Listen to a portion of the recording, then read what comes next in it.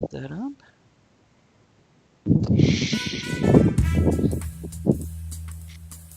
Welcome to Talk of the Tavern. A little about us. We're your at-home interactive weekly geek con, all blended with wit, sarcasm, and a pub-like atmosphere. We're adults talking about adult topics and using adult language. We laugh and make jokes about almost everything. We don't intend to upset, but some folks have their feelings hurt easily. This is all done in humor in the style of the great offenders such as George Carlin, Red Fox, Lenny Bruce, Richard Pryor, Robin Williams, Wanda Sykes, Sam Kinison, George Lopez, Lisa Lampanelli, Chris Rock, and others. So grab your vice of choice, sit back, relax, and get ready to enjoy yourself in the company of great people, hot toddies, and guests alike, because here we come. Put that long day behind you, good times ahead. With company worth keeping, that'll bash a smile in your head. Come on in, the door's open, you'll find just the finest folks here. Pull up a chair, grab a drink, and lend our stories your ear. Cause we're the talk of the tavern. Here you're always welcome.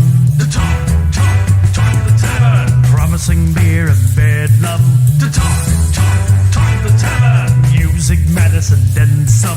The talk of the tavern. The song's over. Here we come. And welcome to Wednesday, June 27th episode of Talk of the Tavern. I am your host, Travis Sivart. My vices today is I have coffee in my gentleman's mug, and I am going to be smoking a long-stemmed pipe here with a nice English blend of tobacco called Dunhill 965. Andrea, what do you have today? And then I'll let you introduce our guest. Yay! I have coffee, and I have a Tatiana Groovy Blue for later. My favorite cigar.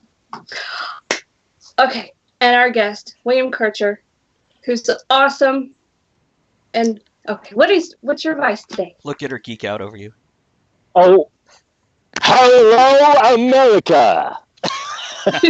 William Kircher here, doing the coming to you live voice.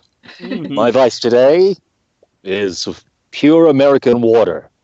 It's not imported. That's some good water. Did not say made in China. Oh. No, it's made here. It's all good. All American water. That's some good water. We've got to be good for Hi, something. Best water in the world. Oh yeah, who has joined us and what are their vices today? Who's popping in? Toey, a fellow streamer, good to see you. And everybody else, do say hello and let us know that you're hanging out with us. Yeah, let us know what your vice is. Okay, I have a card. Oh, a toast. We need an opening toast. I want to know what people's vices are. We'll let you know. Well, it takes a minute for them to... Toast.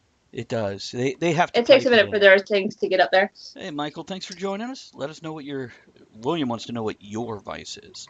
So, Yeah, a toast. Hey, here's to just great conversation and getting to know one another. Here. Cheers. I'll drink to that.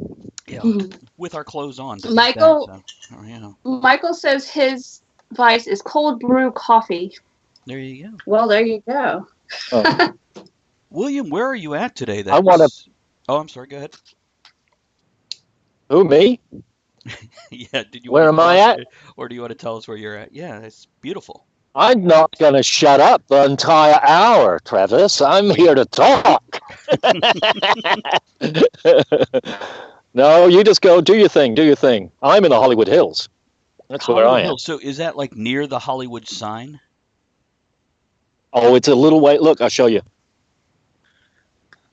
Okay. Oh. Over there is the Hollywood sign. So we're quite away from the Hollywood sign. yeah. I can just see the back of it.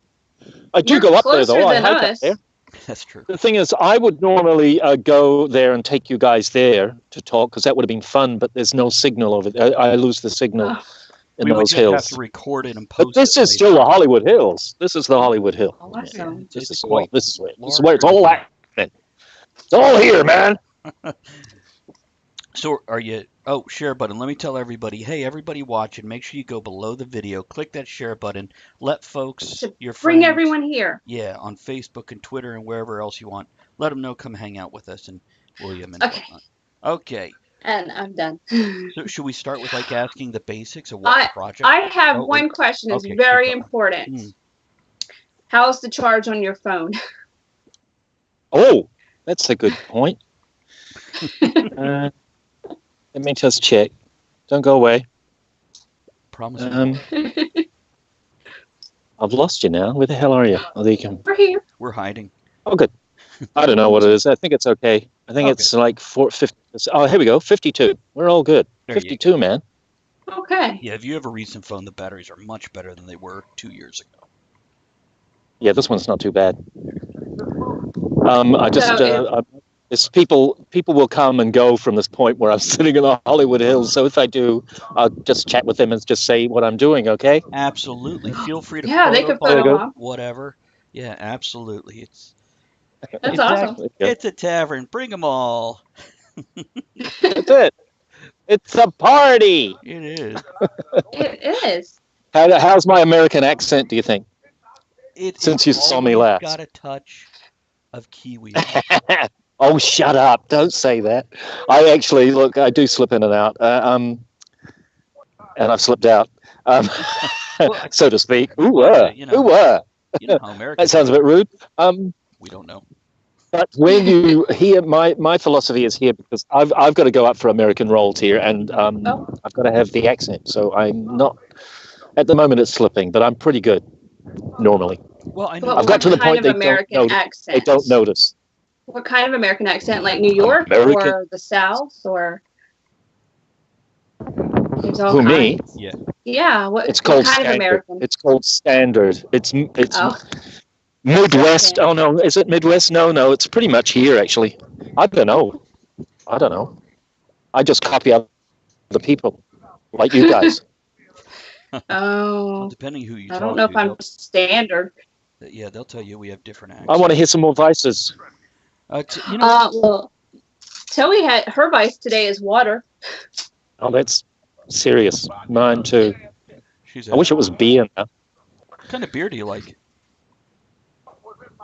Wet beer. So you're as picky as anybody from. Well, there you go. I like stouts and heavy ales. I thought you might. You've got that look about you. I know I should be more into beefy beers, but I kind of like lighter beers. And I like a beer when I deserve it.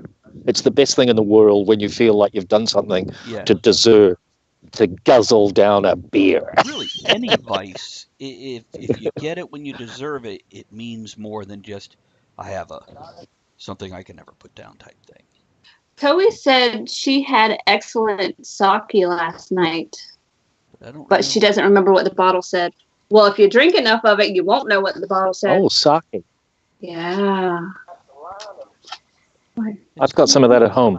Do you? My daughter gave it to me. Oh, nice. Yeah, yes. I haven't tried it yet. So how old are you? Is it sweet? Now? It depends on the sake.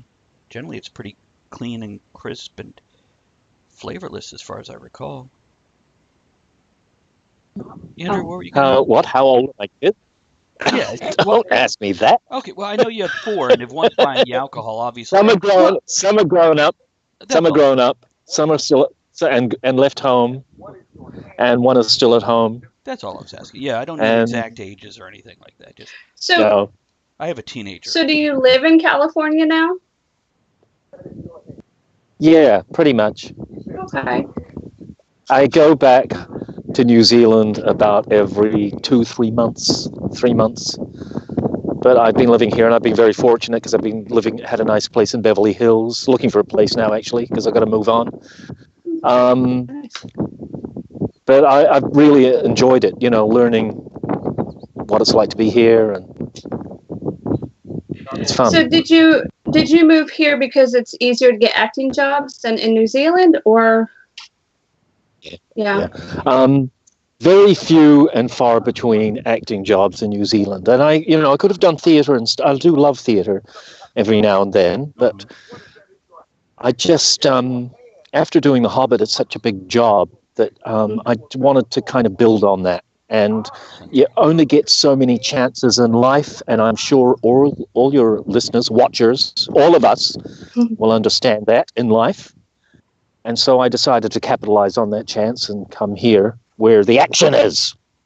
This is Hollywood, California.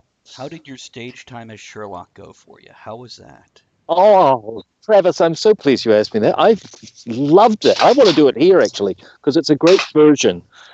It's a really fun version of The Hound of the Baskervilles. So it's four male actors. And you play, they're all Dr. Watson. So it sounds crazy, but they're all kind of start as Dr. Watson, but then they split off and you play the main character like there's a proper Dr. Watson.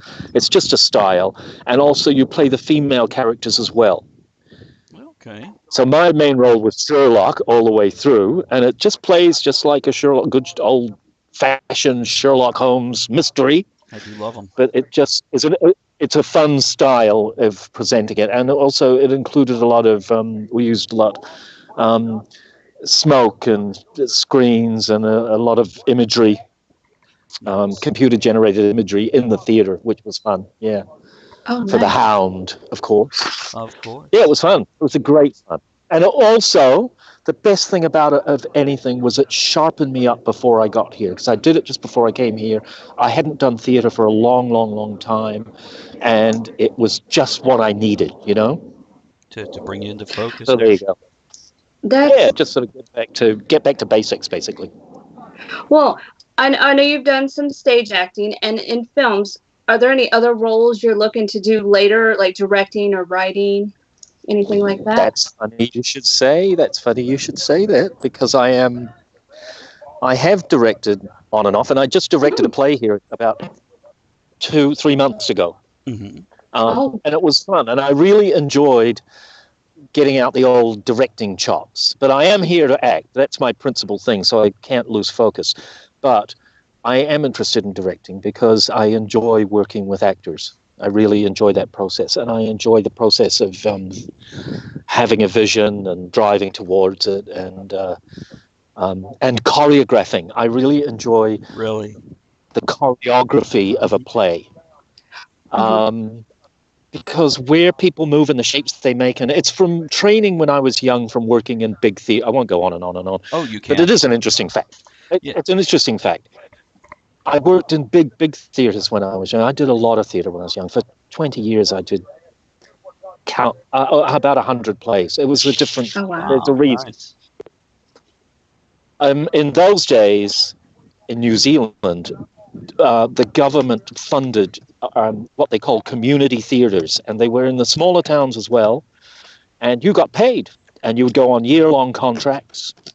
And it was an amazing grounding for an actor. And so anyway, we're just cutting to the chase.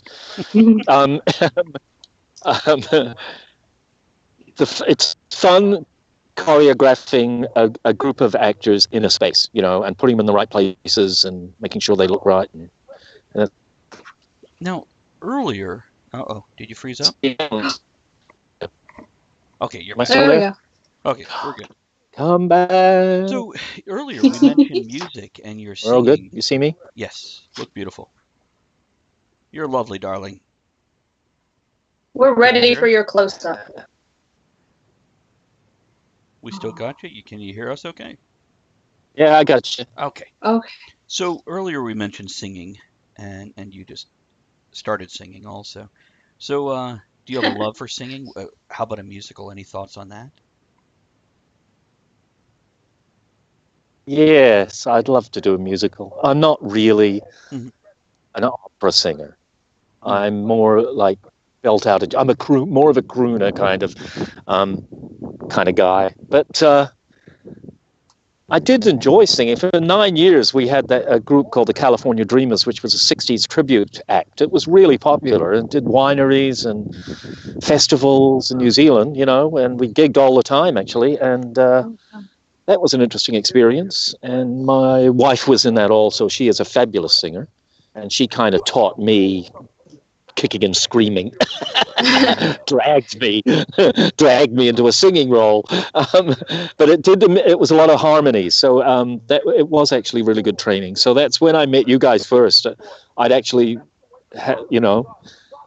we did. In fact, it wasn't our last gig. It was one of our last gigs was here in Hollywood. Mm-hmm. At the Legion Hall in Hollywood for the One Ring fan site. You know, how have yeah, you we did found... it.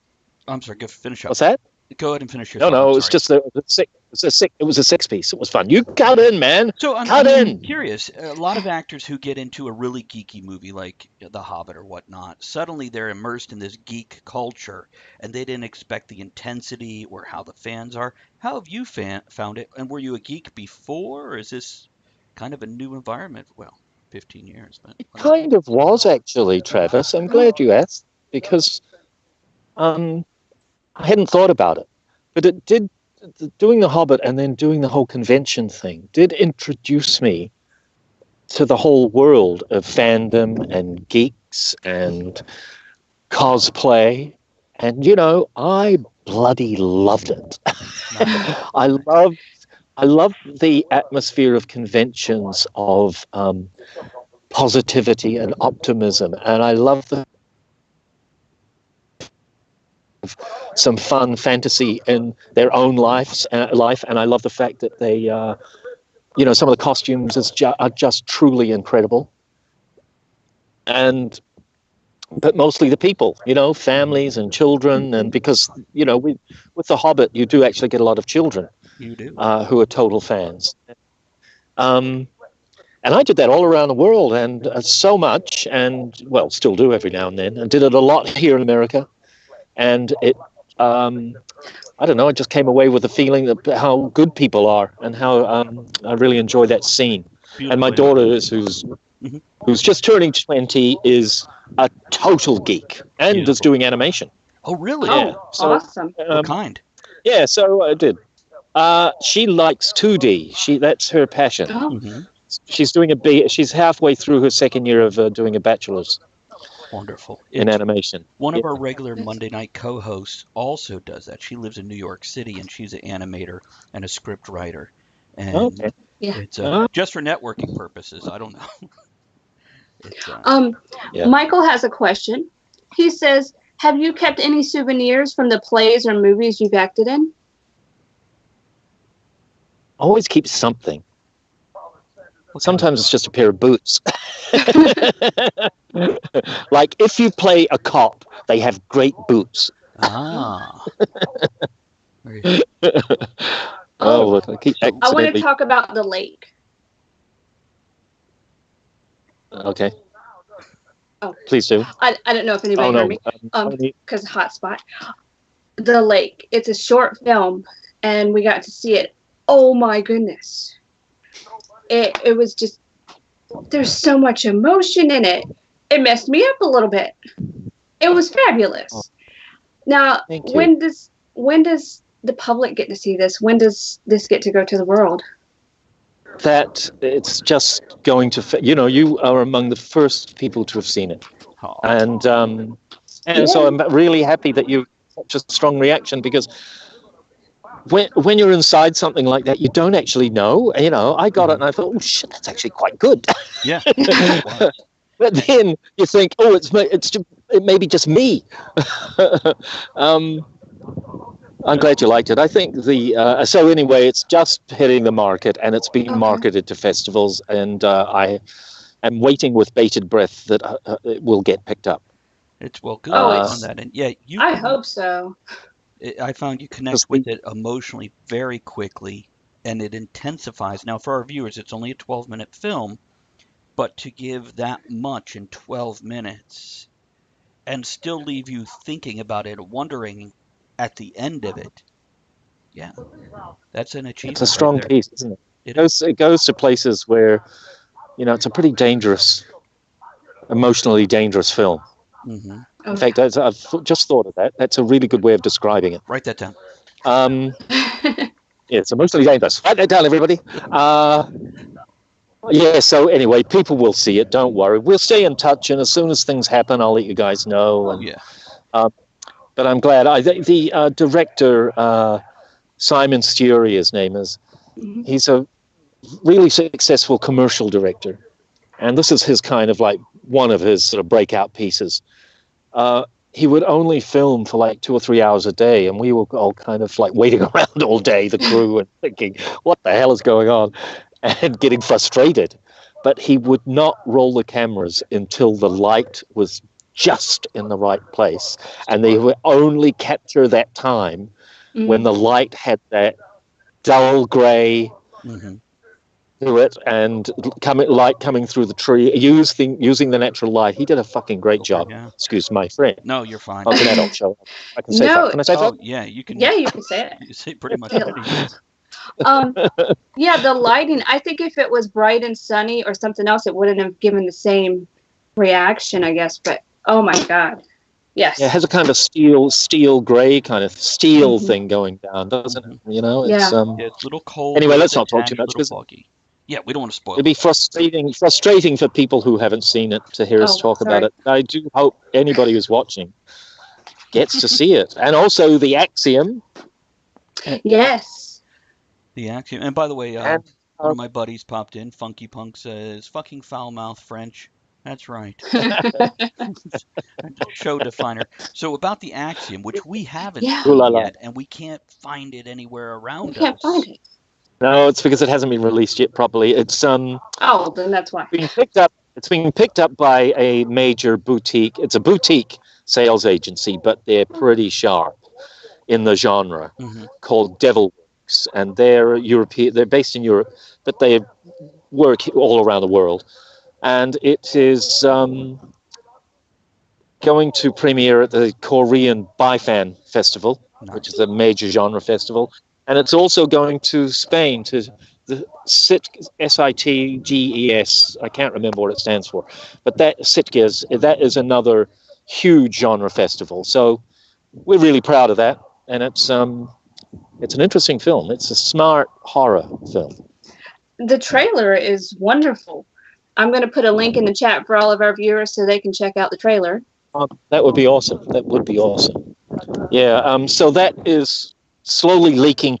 I heard the strategy that they wanted to do was to release it in Europe Korea doesn't count, but to release it in Europe first and then bring it to the United States. That was supposed to be the strategy, something along those lines. So and it's a really, it's a strong film. Once again, a smart young director, Nicholas Woods, really, really talented guy, fantastic guy to work for. And it's exciting. Nice. And Keen, thanks for joining us. And Funky, thanks for the bits. Appreciate that. Here. It's and let's see here.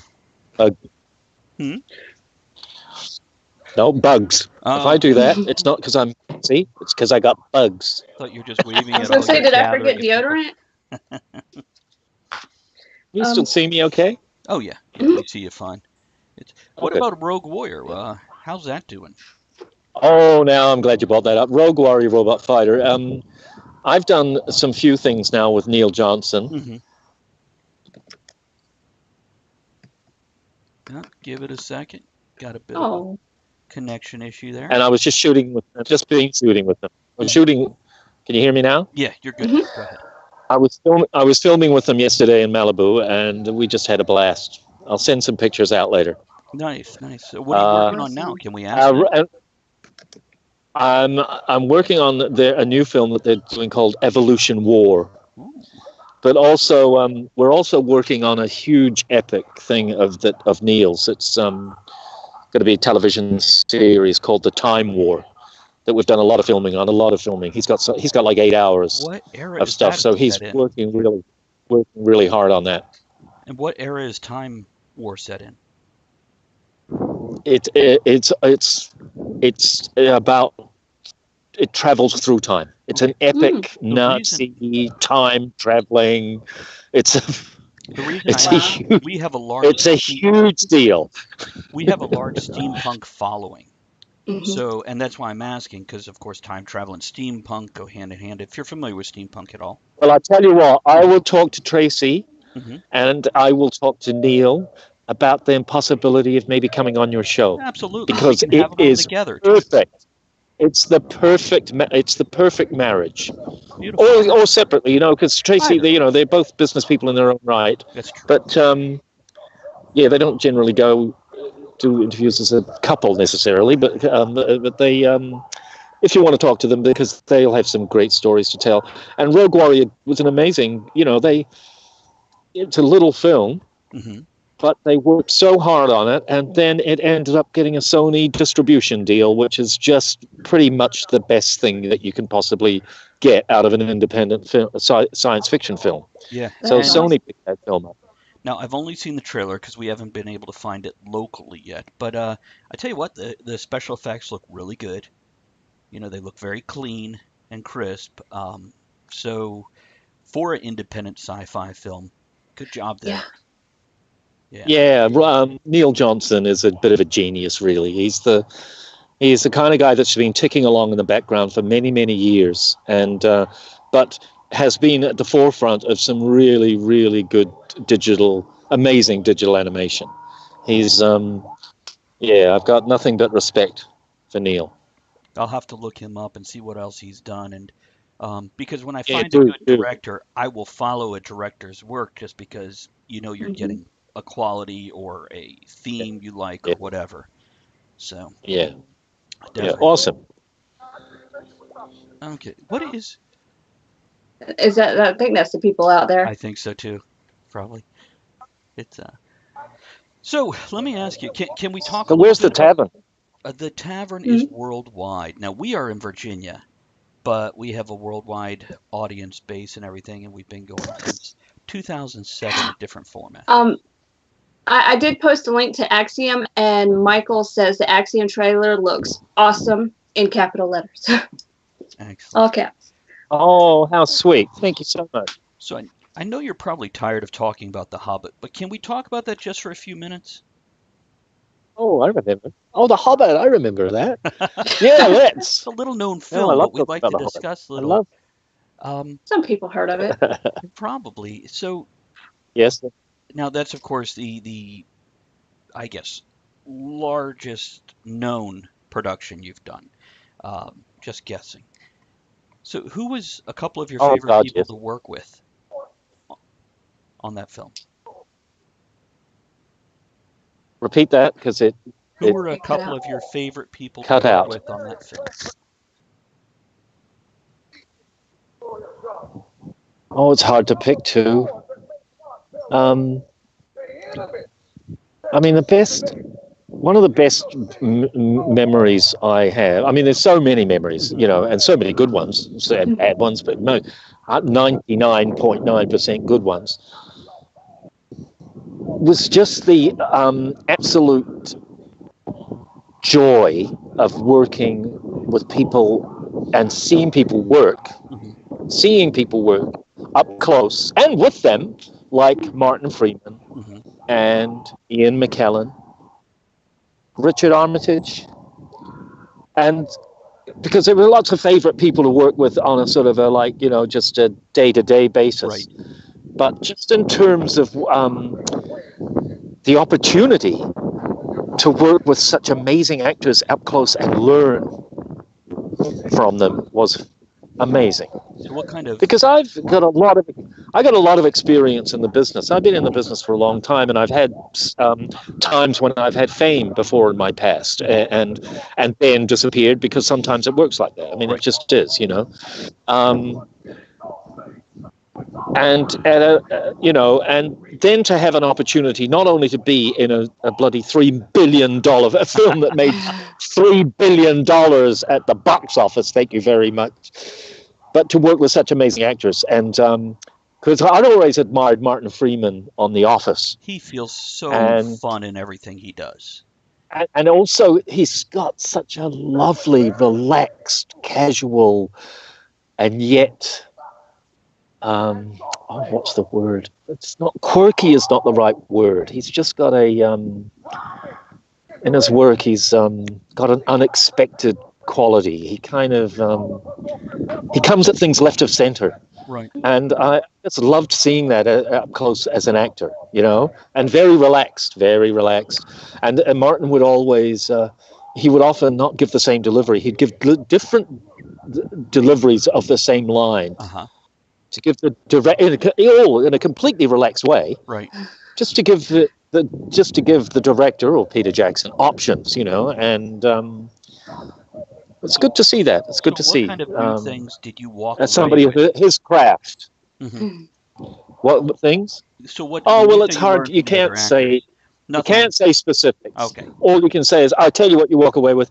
You walk away learning something about Ian McKellen's stillness and naturalism and centered quality when he delivers his lines. You learn just from being and working with him, you pick up on stuff like that. Because it is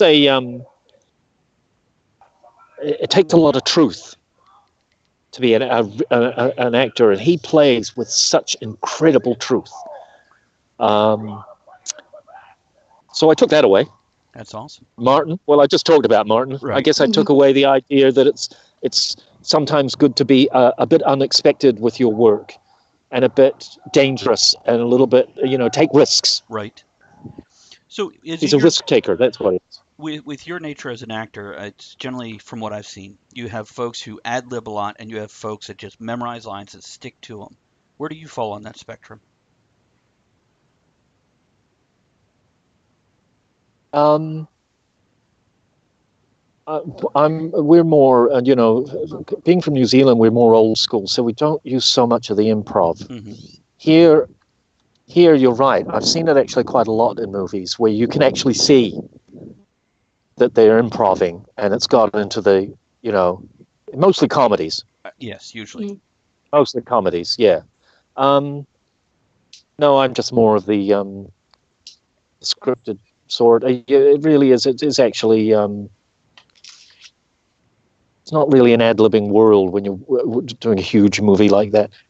It's true. Not really. Absolutely. Because everything's so. There's so many people involved in decision making.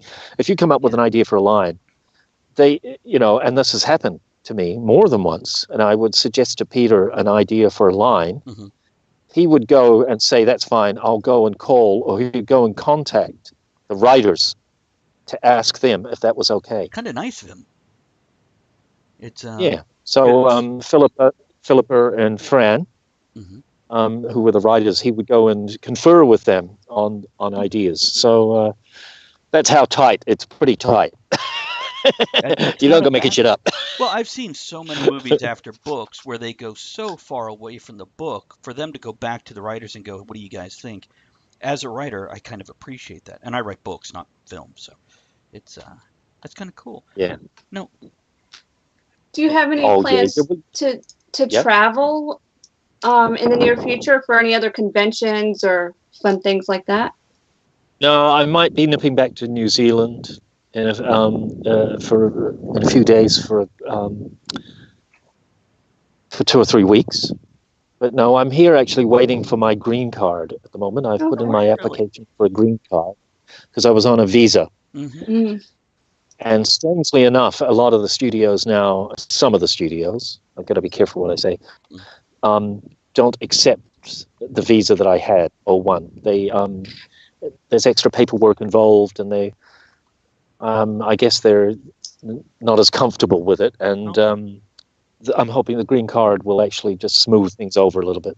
Yeah, make it easier, less paperwork and less headache for them, so they can go, "Come on in." That's right. That's right. Because we are humans, and we don't like to create extra. So I can't travel at the moment. Huh? I can't travel. Oh, we can travel in the States, but I can't. I'm not even supposed to. I have to. It's an emergency thing for me to travel now. Well, hopefully it clears up quickly and with good results. It was an emergency. Yeah, it's yeah, it'll be fine. No, I'm actually working on a show. I'm actually I've never have mentioned this to anybody, and I'm not going to poison it by mentioning too much. Okay. But I did back in New Zealand a couple of years ago. I did a reading of A Christmas Carol by Charles Dickens, and through that I learned that Charles Dickens actually used to tour and do his own readings of his own stuff, and he was really popular. Like, I didn't have any idea, especially in America. He was like a superstar. And so I found the version of A Christmas Carol that he read, and I did it, and it was hugely. I thought, oh, nobody's going to want to see this. It was a huge success. We only did one night, but sold out. How long was it? Like an hour, 3 hours? Oh, yeah, no, an hour and a half. No, I'm very careful about that. wouldn't want to go over 90 minutes. Our attention span, right? Standing there, even that's a bit long, you know. No, but actually it was really, really successful and really popular. And so since then, I've been toying with the idea of doing a show based on Dickens' tour of America. Nice. So I've started on that, and I put it off for quite a long time. My wife kept hassling me about it. But then I went to a burlesque festival, as crazy as it sounds. We've been to they're wonderful. And I suddenly saw how it could be for the show, because straight away, if you're going to do something like it's Victorian, everybody has this preset idea of what something like that's going. Oh, I see. You know, it's all going to be all that, and there will be a bit of that. But actually, he was all about characters, and he was fun, and he was an amazing showman. And I learned all this. He's the kind of guy that that was the life of the party. Nice. That kind of, I mean, he really was a showman. And so I want to take the music hall. Travis, you would have brushed up a little bit against this kind of shit with the steampunk thing. I want to take the music, and also Dickens was very, very huge fan of music hall and burlesque, but a different kind of burlesque when he was younger. And, used to go like 5 nights a week to the theater. So the idea is to take like a music hall idea, and it's going to be a guy and a woman, and it's going to include burlesque, a bit of, right, bit of naughty bits. Right. Not too naughty though. No, sensuality. And comedy and fun, and basically taking a musical idea and turning it into a show that's a bit of a story about Charles Dickens and his relationship with women. And men. It's early days. There you go. So I've been working on that hard out for the last couple of weeks, and I work on it all the time because I think it's a great idea. Now, here's something I'm going to do, and perhaps I should tell you this behind, but come later this year. Hi, Elizabeth. Sorry, guys. I was doing an interview. It's come maybe December. I think I'm trying to drop you an email, and if you have an hour and a half, maybe you can come on and do your Christmas Carol. Was it a one-man show? Yeah, that's a one-man show, and I added some bits and changed it around a little bit, but it was pretty much what he did. Well, maybe I'll see if you can come on and do it. Yeah, the fun of it is the characters. It's not it's because he invented crazy-ass characters, and that Christmas Carol is filled with such colourful people and such a joy of Christmas. It helped invent Christmas, the Christmas Carol. Yes. Yeah. It really did. It really created a spirit of Christmas. And my God, has it been recreated and recreated and recreated and recreated that story. I feel like you'd get along well with Patrick Stewart. Oh, I'd love to get on with it. Yeah, I know. I've never met Patrick Stewart. Met Patrick. He's a good friend of Ian McKellen's, of course. He is, yes, from what I've seen online and whatnot. They pal around quite a bit and have a good time together. And I love their tongue-in-cheek humor. Just of a single photo of the two of them together doing something silly. I know. It's a wonderful thing. But is it hard to make friends in Hollywood?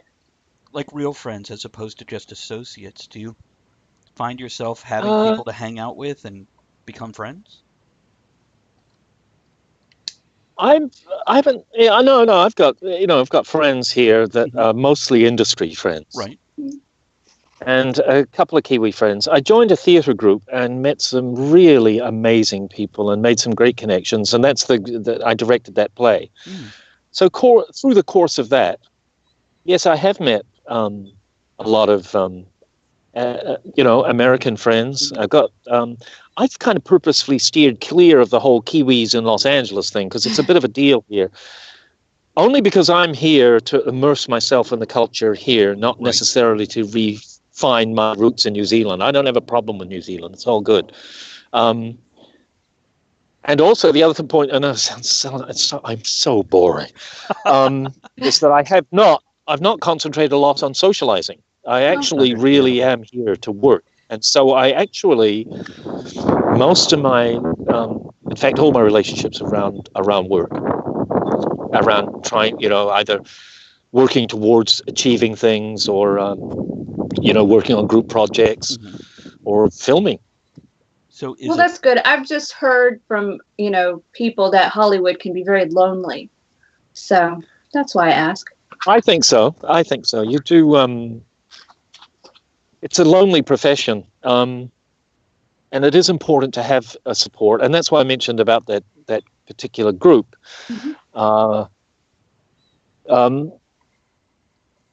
It's because it made me realize that actually it's great to have something that brings groups of people together. Right. Not just for networking reasons, but for support reasons. And that's a bit of a thing here.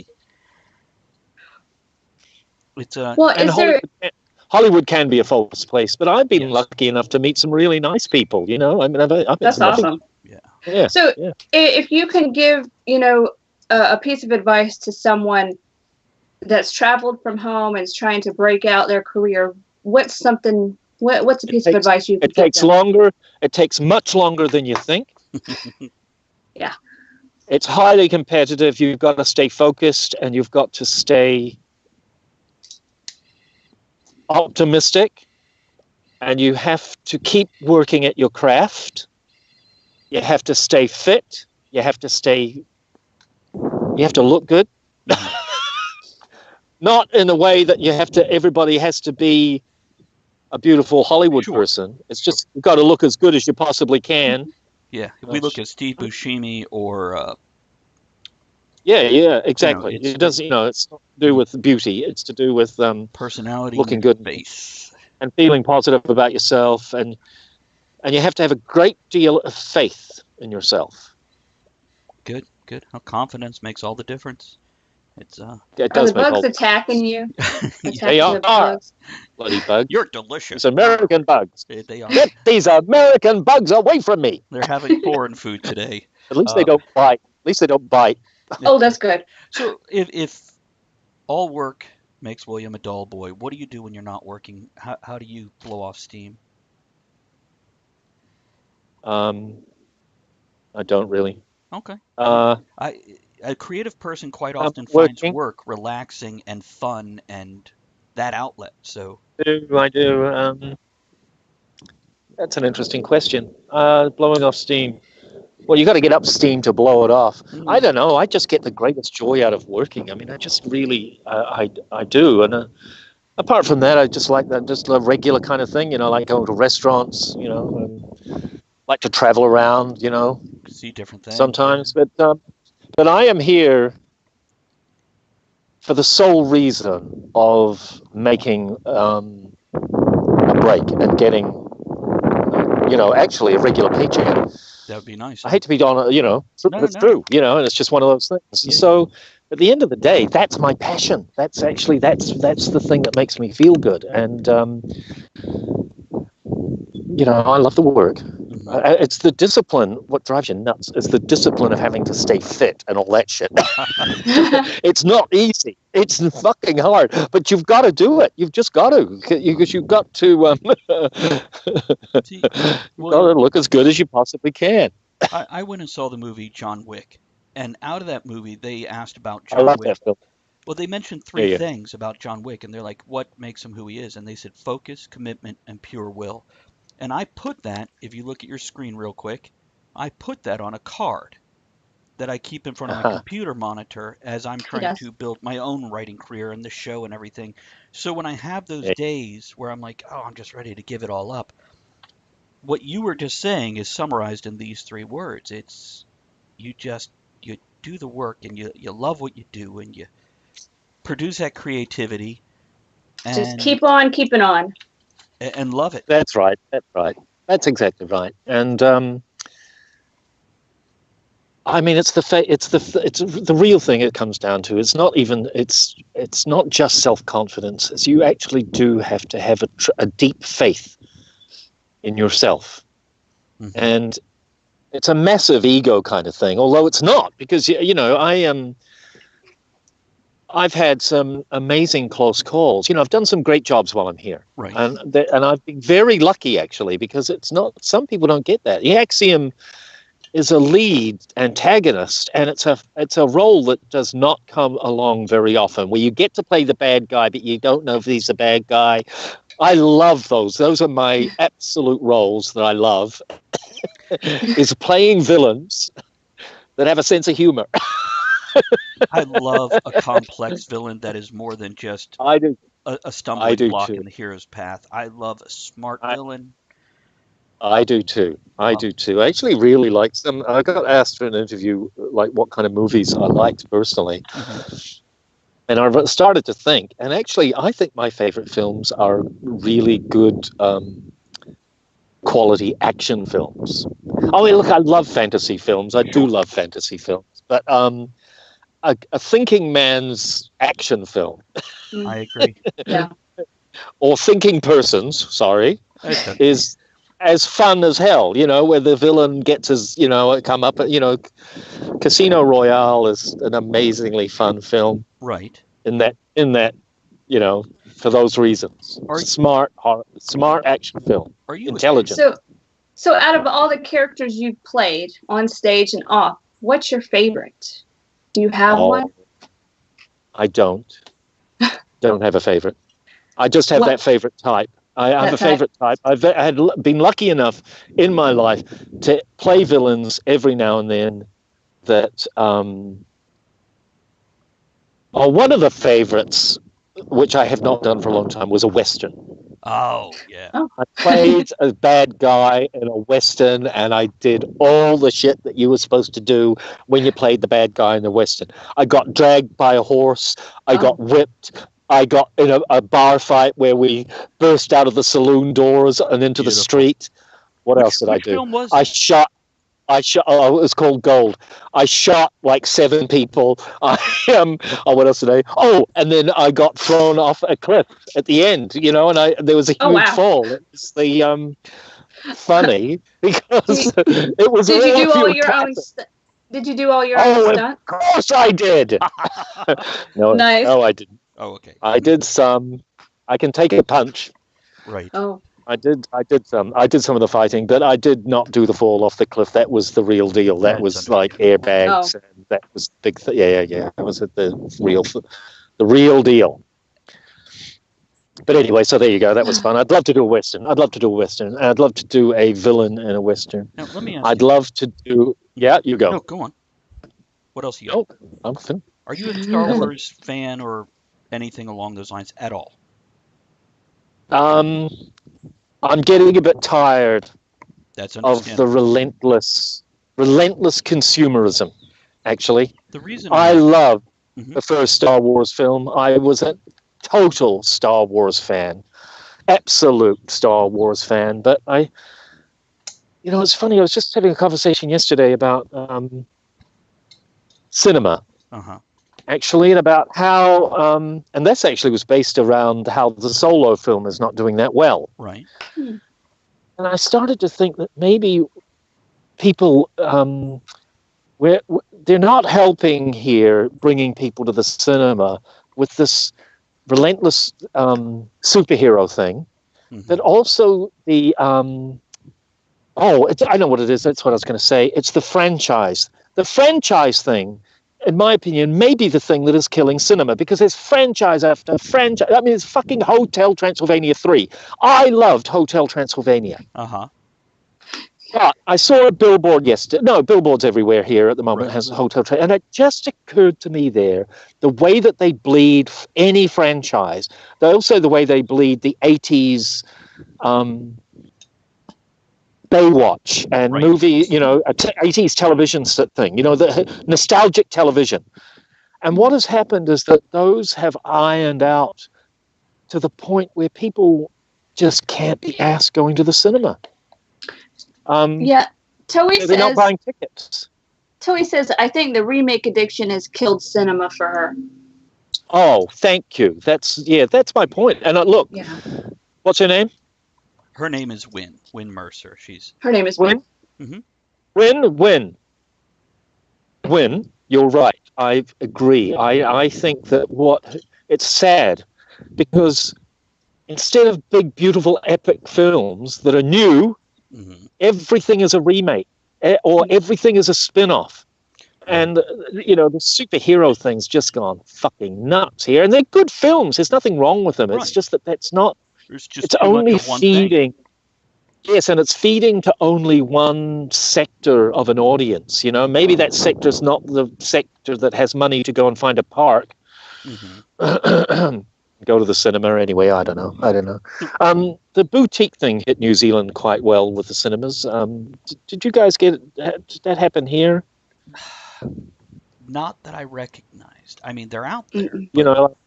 50 seaters, and there's all big couches and...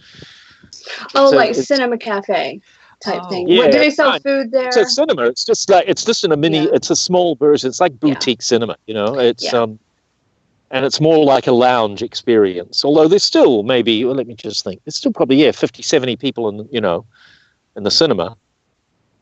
Anyway, listen. We like to go to the drive-in. We do have a drive-in. I've never done that. That's hilarious. The reason I asked about Star Wars is in Star Wars Rebels, the animated series. They have a character in the latest season that came from the books in the 80s that they brought back into this series. And he is such a smart, calm, intelligent villain. And I was watching it with my son, and I couldn't stop commenting that I love a smart villain. And that's why I brought Star Wars up at all, is because there's one great example of a villain well done who has a plan and a backup plan. Instead of just reacting, he's proactive. And like Sam Jackson in The Kingsman, that character had I love that character. To his plan and a backup to that. Oh, I've got to see that again. That's the second one, right? First one. The second one I didn't appreciate as much. I'm trying to think.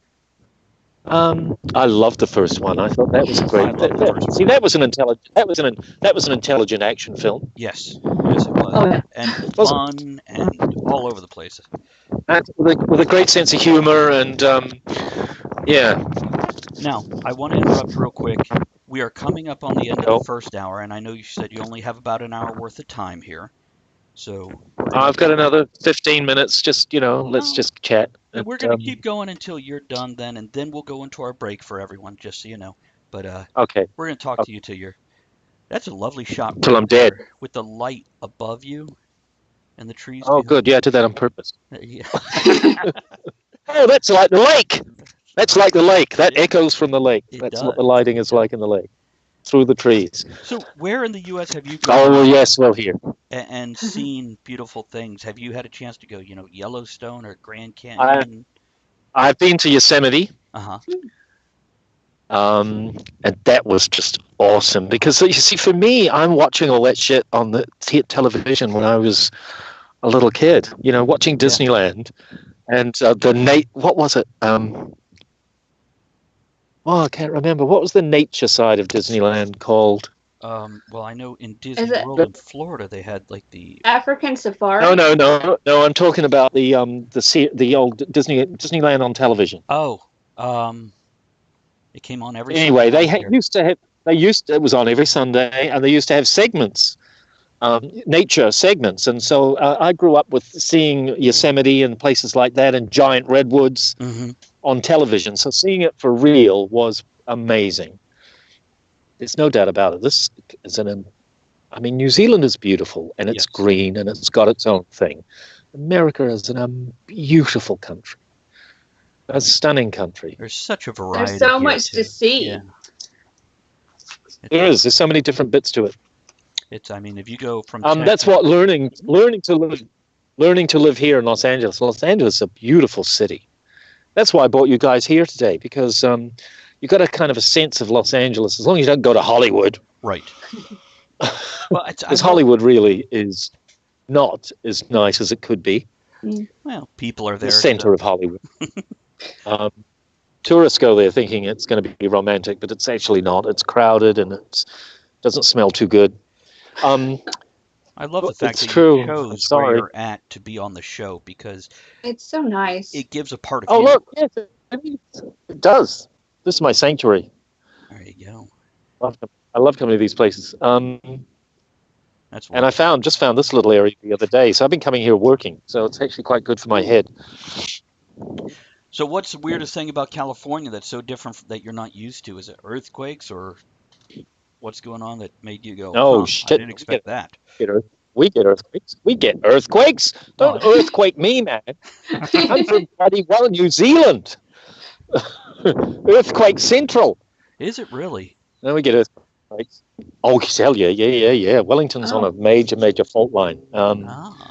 And our house is on Wellington, is on a cliff. So every time there's an earthquake, we think we're going to slide into the sea. We're right on the sea. So far, so good.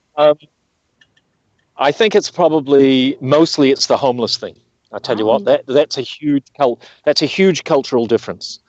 We've always had a bit of that in New Zealand as well. I mean, New Zealand is not like we have exactly, New Zealand is a lot more like America and Americans than you might think. Right. And Kiwis don't even realize how much their culture is much more aligned to here than it is to England. It's much more like this architecture, the style of the houses.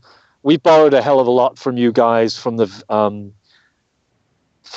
about 1900. You know. Really? So if I see a house now that's built here that's 1900, it just reminds me of home. Yeah. Because that architecture is everywhere in New Zealand. I wonder what happened that made that divert into I that think they bought plans for houses, and they also the California bungalow. What we call it in New Zealand, the California bungalow. That is a very, very American style of house. But anyway, there's a lot of similarities in the cultures. But the homeless thing is,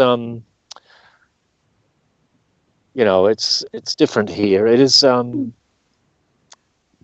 it's so part of the structure of society. Right. Is what it is. Let me ask you about New Zealand. Yep. If I go visit New Zealand, or when I go visit, what's 3 different meals I have to try? Oh, yeah. Because I love the food when I travel. Okay, well, I personally love a roast dinner, what we call our roast dinner. And that is everything roasted in a pan till it's crunchy and golden, including the meat, and then served with gravy. And we have our sweet potato there is called kumara. It's Maori. Kumara, kumara. And that's exactly what you guys call sweet potato here. Okay. And pumpkin. We like pumpkin with our roast dinners. Oh, and peas and gravy. And now I want a roast dinner right now. You asshole. I'm here. What have you done to me? It sounds okay, so roast dinner. Pavlova. Oh, well, you can actually buy them, go to a restaurant. Right. No, it's the kind of thing you make yourself. I want to go home and make one now because I haven't had it for so long. It's so delicious. Everything's swimming in delicious. Right. Yeah, exactly. I'm starving. Pavlova. You've got to try pavlova. Have you heard about pavlova? No. A big look at PAV. Have LOVA. Got it. Pavlova. Okay. Look it up. Google it. Okay. I am. Maybe Kiwi. The Australians think they invented it, but they didn't. We didn't. None of us invented it. It's a big meringue, fluffy white meringue. It's crunchy and it's made with eggs and covered in cream. And you put kiwi fruit on the top or strawberries. That looks yummy. Yeah, it's really good. So that's something you got to try. So roast dinner, pavlova. Now a third, whitebait. Say it again. It's called whitebait. Okay. One word. Okay. As in the word white and the word bait, but it's in one word. It's called whitebait. And they are tiny little fish that swim up the rivers from the sea, up the freshwater rivers to go and grow up, I think. And they're like little babies, and they're about that big, and they're clear. And when you cook them, they go white. And the traditional way to have them is just with beaten egg. Okay. So you beat up an egg, you throw the whitebait in, a bit of salt, and you swirl it all, and then you make like fritters, and they're called whitebait fritters, and they're absolute bit of lemon juice, absolutely delicious. Nice. Not too crunchy with the bones or anything. No, there's no bones. There's no bones. Okay. They're like Oh. little, invisible little. There's no bones. Gotcha. It's hard to describe. They just they're very sweet. It's very delicate and sweet. You're getting a good response from our viewers. They're all like, yum, and they're enjoying your recipe ideas. Well, tell them to look it up, because those are. I pulled it up. Those are three like. They have national dishes. steampunk conventions over in New Zealand. So hey you guys, when you go to that convention, try the food. Oh, So- hell yeah! What's some of the food you found over here you haven't gotten in New Zealand that you like? Or hate. Or yeah.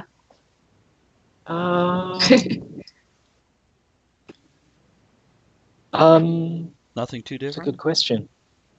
Well, you guys do great steaks here. Oh yeah. Do good steaks in New Zealand as well, but I've had some absolutely stunning steak here. Mhm.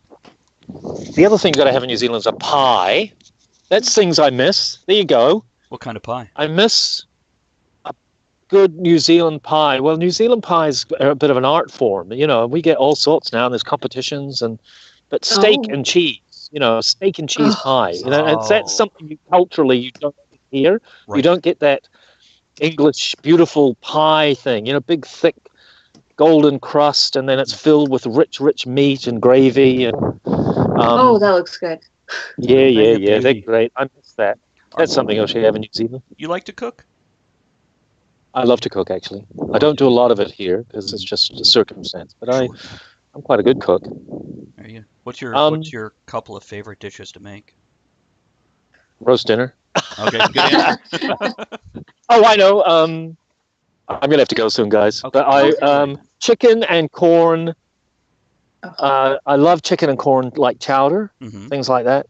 I don't know. Actually, it's been a while since I usually just start putting something together and it turns out good. Pizza, make a damn good pizza. Oh, nice.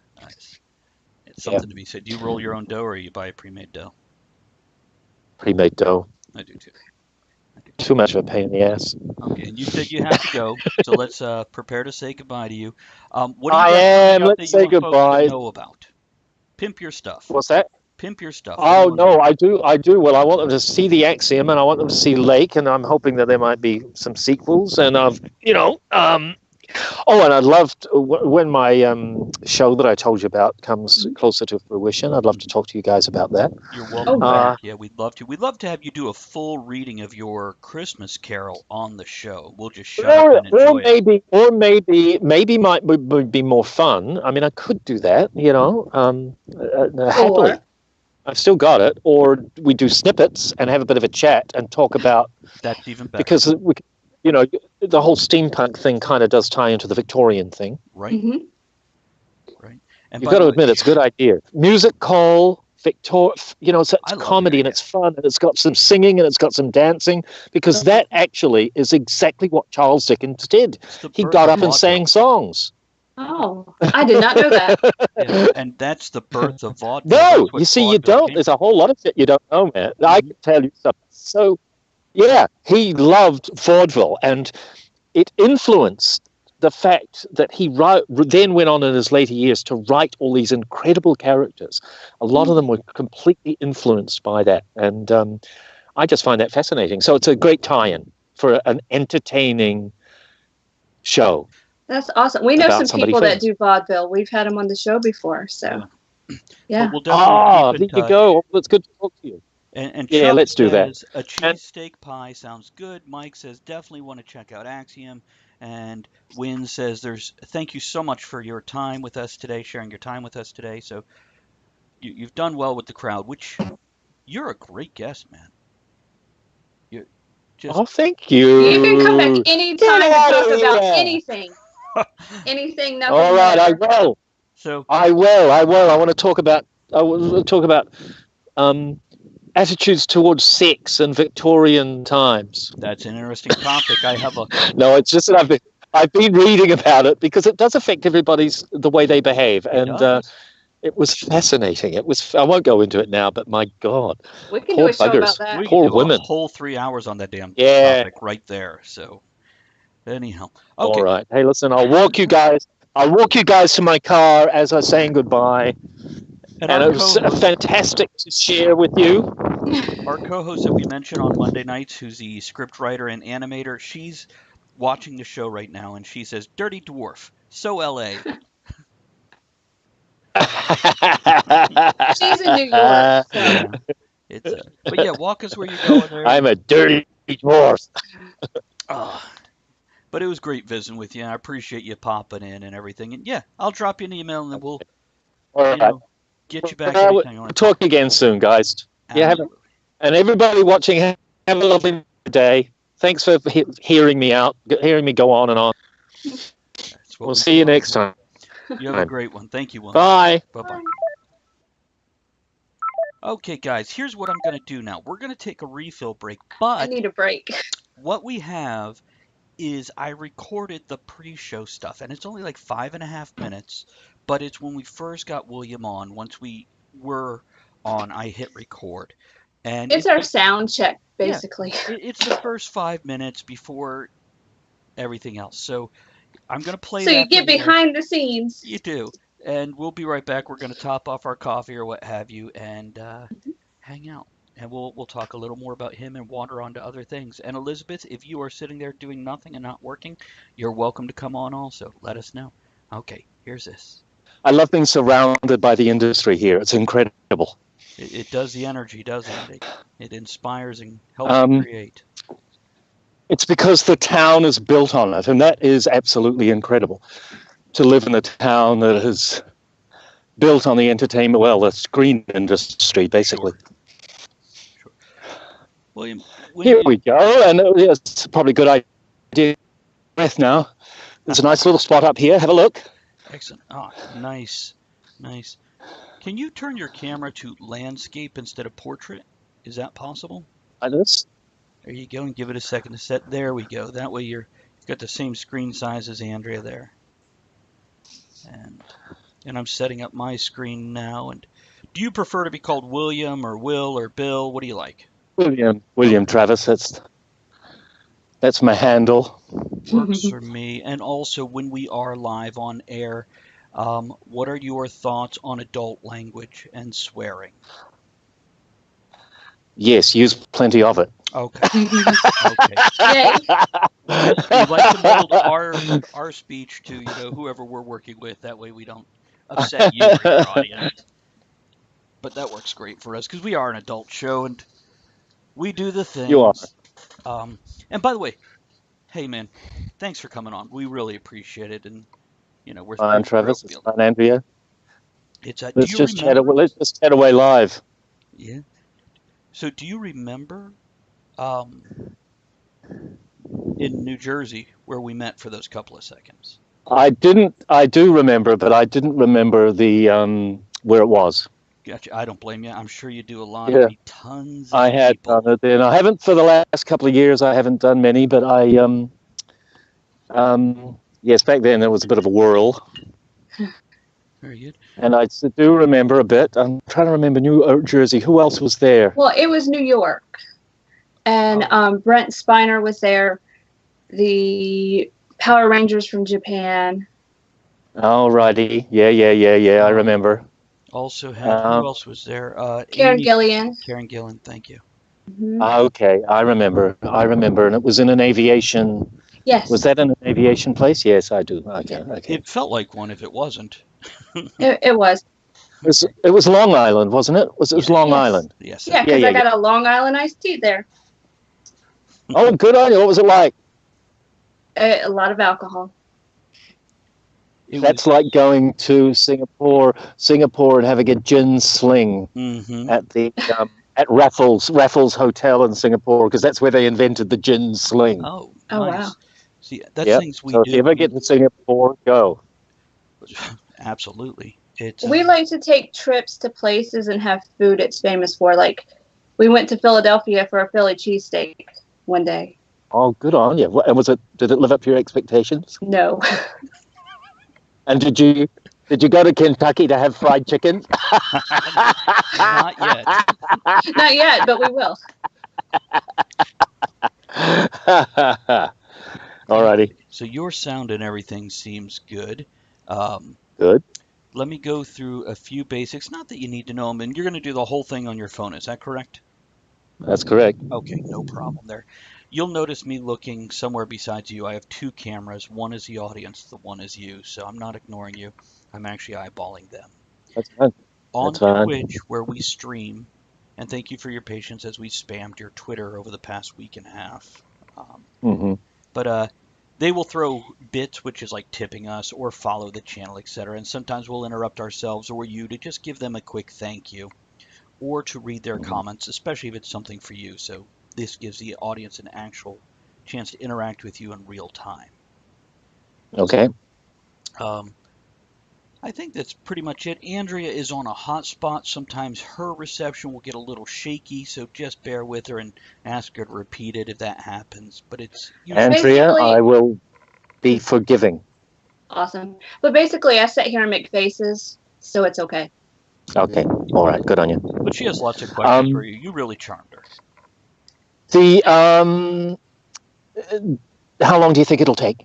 This is as long as you want. It's a 3-hour show. I would love for you to stay for at least an hour. But if you're like, dude, I can't do that, I get it. And I'm not going to. No, hour is fine, but it will have to be just an hour because I've got to move on. That's understandable. No problem. But it's all going to come to you live from the Hollywood Hills, You know what I'd love? Los Angeles, California. If you wouldn't mind, You're gonna record that, Travis? I would love to. I'm going to say it again when we go live. So let's just go live and we'll do it. Give me 1 second. What I will do right now, if you want to do a quick. This is William Kircher, and you're watching Talk of the Tavern, or you're getting toasted at Talk of the Tavern. If you'd be willing to do that, I'd love to set Okay. it up to record and do that. Okay, just say when. Bring your camera down a little. Your chin is off frame. There, perfect. Now, hold Okay. that just.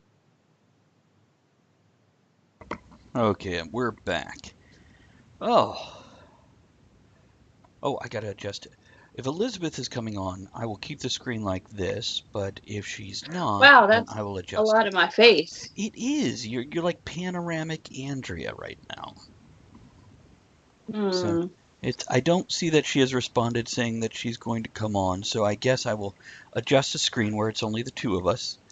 She may be having a refill break. She may be, and I tell you what, I love the crew that showed up.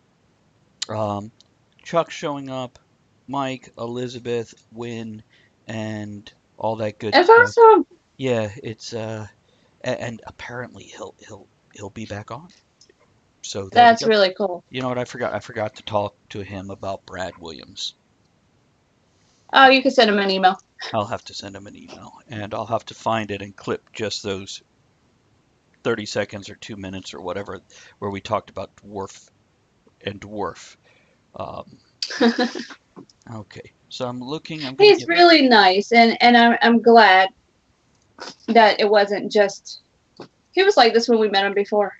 He's fun. He was a great guest. And I'm glad he was able to stay as long as he was. Yeah. So I'm always torn on interview style and doing, the straight up questions versus the conversation. And the first time I have somebody on, like Gail Carriger or William Kircher, it tends to be more questions and answers, and because I want to get to know them, I want to know a little bit about them that isn't what you see on the screen. But the second we had time some questions, but then he talked, so it was balanced, I think. It was. And next time we have them on, it'll be a lot less interviewee and much more hangy outy. And it'd be nice for around Christmas time to do the. Hey, Chris, thanks for popping in. Yep, you missed it. Generally, the guests like this are only on for the first hour. It's important to get in here right away.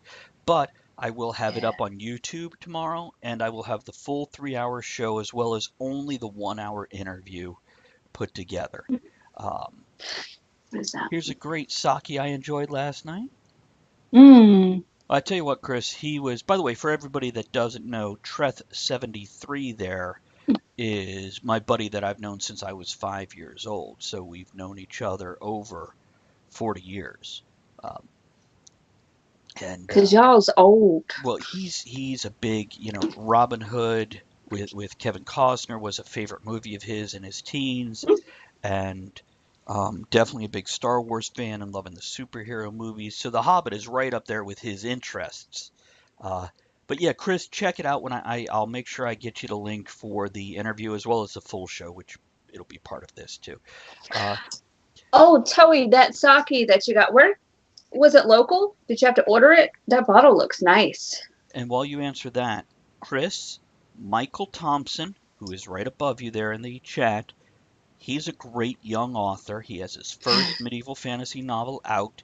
Talking Toey, Win Mercer, also an accomplished writer, and she has written and is currently involved with Grimtooth Traps from Dungeons and Dragons, the blue books with all the traps from our teen years. She wrote in those. She wrote part of Tunnels of Trolls, and she currently is part of a Kickstarter for Grimtooth's next book, Trapsylvania. So my point is, we've got your geek crowd here. Wegmans sells it. I love Wegmans. Oh, yeah. We need to go there again. We do, just to walk around and sniff the shelves, maybe buy It's something. so pretty there. The produce is pretty, and the train going on. Hey, you like my It's like a wonderland. my 1970s feathered haircut today? Yeah, that's very Farrah Fawcett of you. It is. Or Leif Garrett. Do we all remember with Leif Garrett? It is the Library of Food. That's a good way to put it. It is. It's a beautiful place, and I can pick up some of my favorite ingredients for different Indian foods and Irish mustard. We're having Indian tonight. Well, he's cooking Indian tonight. Do me a favor. I want food now. Michael, drop your website link in the chat, please. Mm-hmm. And Win, go ahead and do the same thing. Send my buddy Chris, give him a link where he can go find your books, etc. So. Oh, and I'm going to put in here a shout out for my channel. Yeah, Chris, follow her channel for me, please. And Michael, if you haven't also, because she needs to hit 50. 50. Yeah, she needs to hit 50 followers. But on my channel, during the week, it's usually video games, but the weekends, I have a schedule up. It is tabletop roleplay games, D&D, and Marvel superheroes right now. And once I hit 50 followers and can become an affiliate, then we will do a swimsuit gaming session. Mm-hmm. And we'll probably make it Marvel superheroes, and we'll just put the characters on the beach. So there we go. Oh, we'll do the Baywatch episode of superheroes. Yeah, that'll be great. Okay, and I don't think Elizabeth is coming on, so I'm going to go ahead and adjust the camera here, so poor Andrea is not a huge cinematic whatchamadoohickey. You know, whatchamadoohickey. Doohickeys or whatchamacallits. Okay, so we got that. Okay. Yes, I will be in a swimsuit, Chris. So absolutely. Yeah. It's we'll all be in swimsuits, and then we'll do the Baywatch version.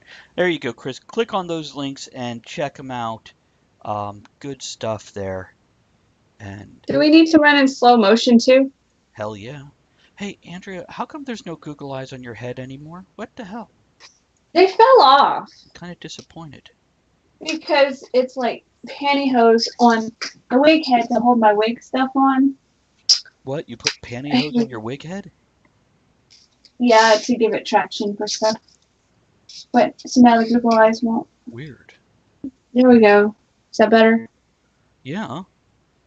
It's only half on camera though, but yeah, it's better. Google eyes make everything better. Well, I keep them in my bag, so when I go places, I don't do this. I don't put them on things. That's not me. No, that's not her. She doesn't ever randomly put Google eyes on things in public. So. Yeah, I remember when I had that idea, it would have never happened without Andrea, because I'm like, oh, we could do this, haha. And she's like, yeah, we should. And I'm like, what? And she's like, yeah, here's some Google eyes. And I'm like, fuck, now I really got to do this. So now we do that. Yeah, we do. It's and we became known as Michael, he says your link's not working. Let's see. Oh yeah, it says cannot find it. That's because it is. Click the second link in his message there. What happened, Michael, Oh, is your because it micro. says website on the back. Right. Well, there's no space between books and the Amazon link and the word website. There's no space there. So here, I can fix that real quick. I see what happened, and I'll just repost it. And Chris, you can go click on it. Let me just make sure there is a space between the word website and the books. There we go. There we go. 2 links. That's what we were doing. Crazy technology. It happens all the time, Mike. Don't sweat it. Oh, wait. Elizabeth messaged. Oh, she's coming. Is she breathing heavy? Okay. Elizabeth, let me know when you're ready in the chat, please. That way I don't have to keep switching screens. Hey, Chris, can I ding you for $1? Can you support my Kickstarter and throw $3 do in and what bring it up to for $1? even 800?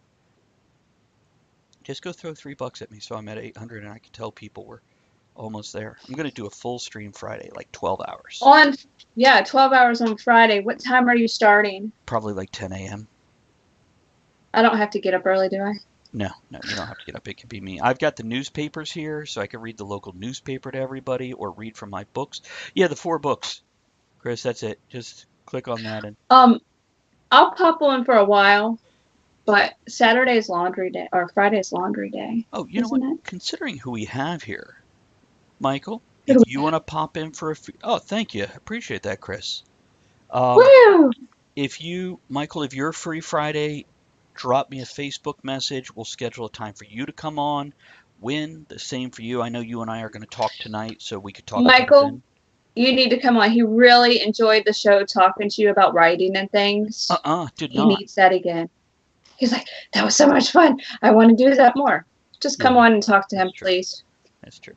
And he follows you, Andrea. Yay! So there you go. It's yeah. Okay, so we're gonna wait for Elizabeth here, and then we're gonna go back to chit-chatting about Kircher and blah blah blah. Yeah, I want to roast dinner now. Yeah. And you know what? Even the white bait, which that's not normally something I want to put in my mouth, but I looked at it. It looks like well, it looks almost like sardines. They're small. Right. And they're fried and salted, which what American doesn't like something fried and salted? When I first Googled it and saw the pictures, I thought it was like some breaded fries or something. Right. And with no bones, that's a big thing for me. I hate having, like, what is it?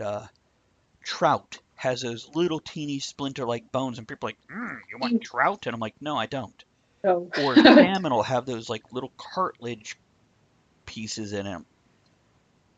Okay, well, this wouldn't be a whole author chat. This will be a 12-hour stream, and you could pop in for 10 minutes or 2 hours, and I'm going to basically schedule people with blocks of time, so I don't necessarily have 10 people coming in at one time. I don't mind mixing and matching 2 or 3 people, because, you know, you getting to talk to Elizabeth or some of my other folks who come and go.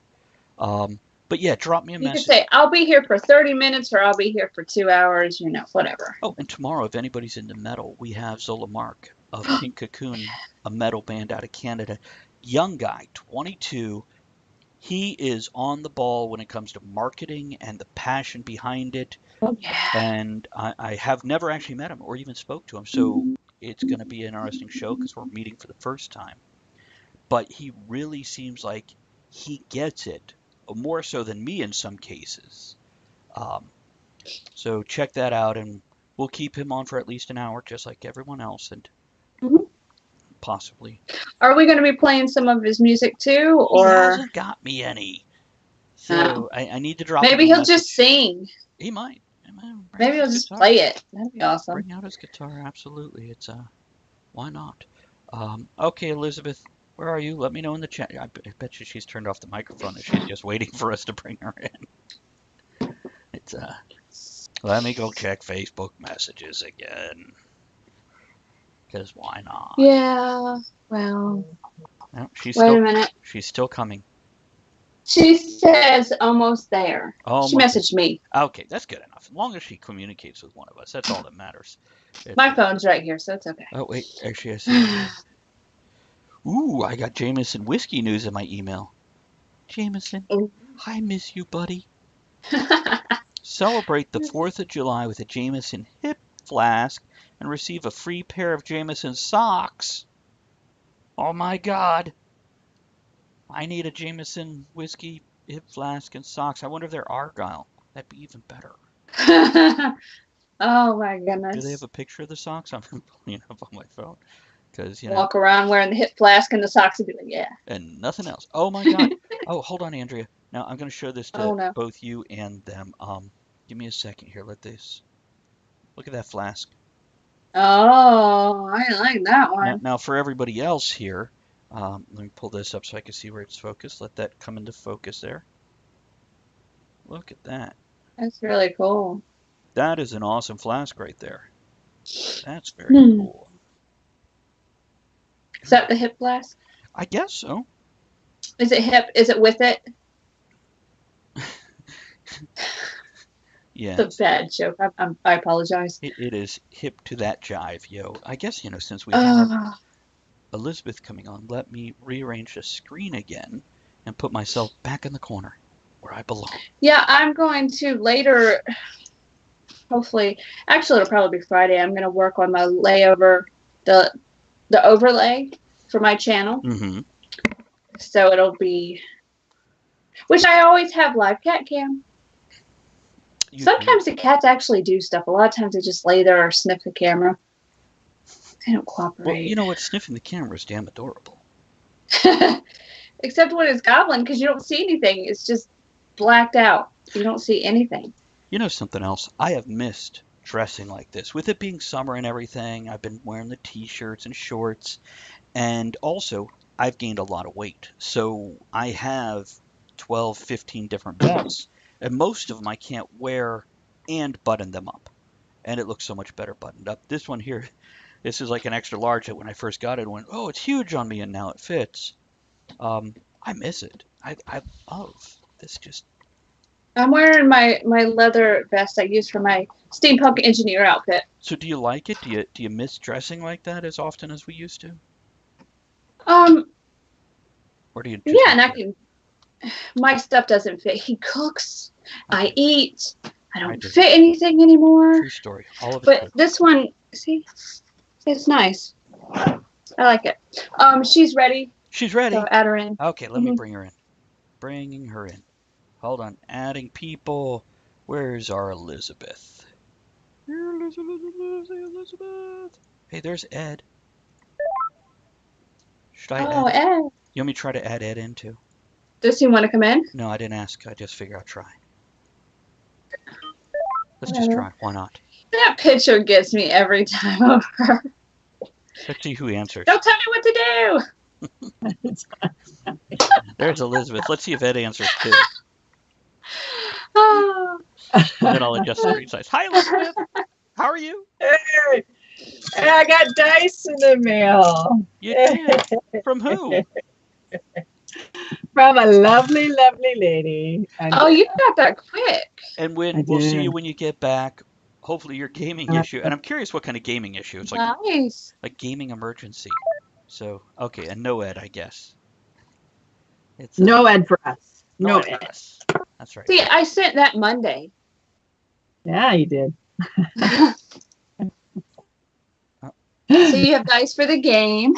I have dice, and I'm having a rough day, so I did not get the job. And so I thought instead of sulking and working in the dark and gloom, I would join my friends online. Yay! Well, we appreciate you. So we're glad we could be here for. And your eyeshadow is lovely. It is. And you're smiling. I always like to see you smile. And now you froze while smiling, so that's beautiful. Oh, there you're back. I love She's your just shirt. holding really still.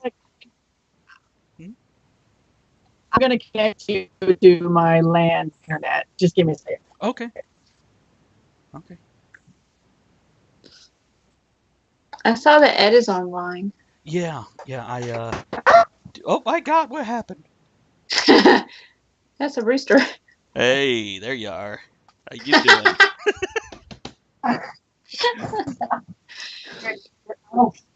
There's a ghost in her chair. It's like swirling around all by itself.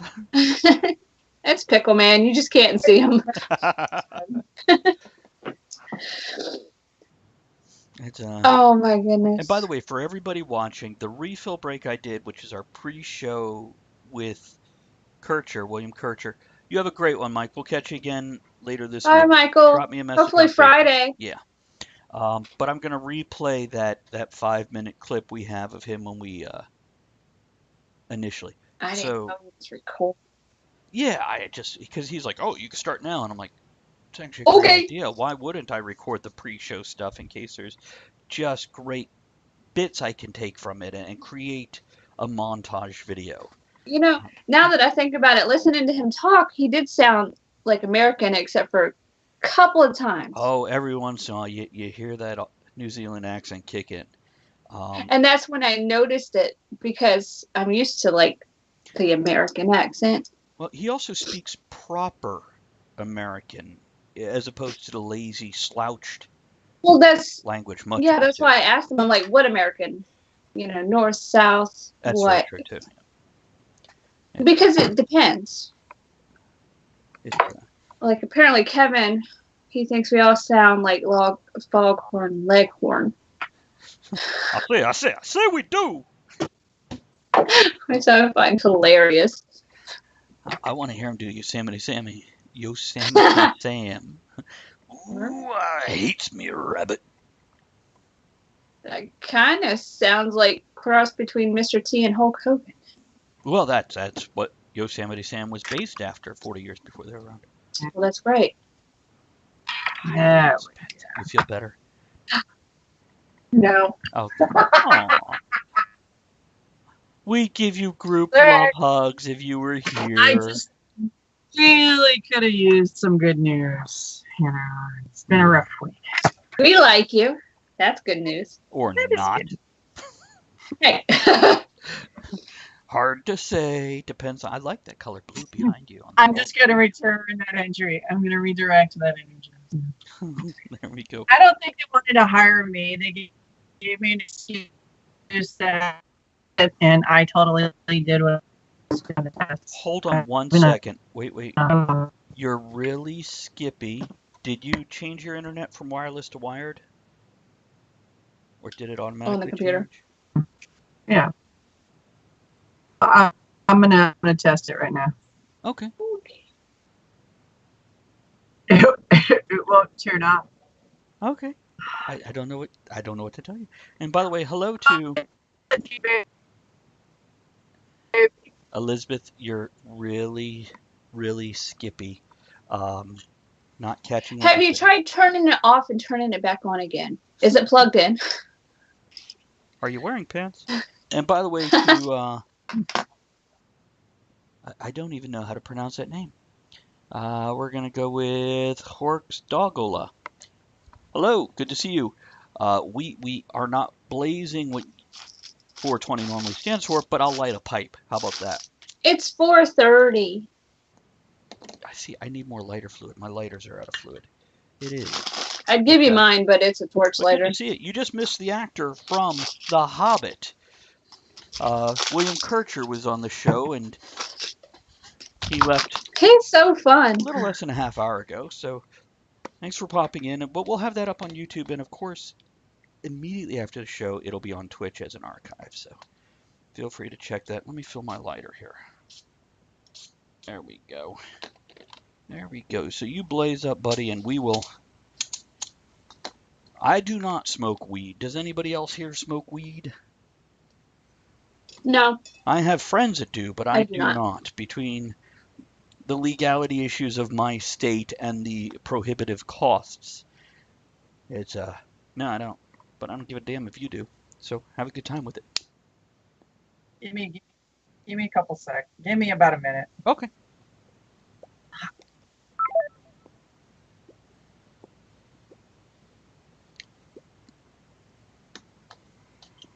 Let's see here. Yeah, this is one of my favorite pipes because of the shape. And I'm smoking a nice English tobacco in it. But let's see if I can frame that up right for you guys. So it's just a pretty pipe to look at. It fits nicely. Thank you. It's Yeah, that's pretty much how I am with most things, unless if you're patrician. Could be. It's yeah, I don't judge people for what they do. I judge people. Well, I should say don't judge people for what they are. I judge people for how they act. So, if people are cool, and I'm not saying you can't be an asshole. You just got to be the right kind of asshole.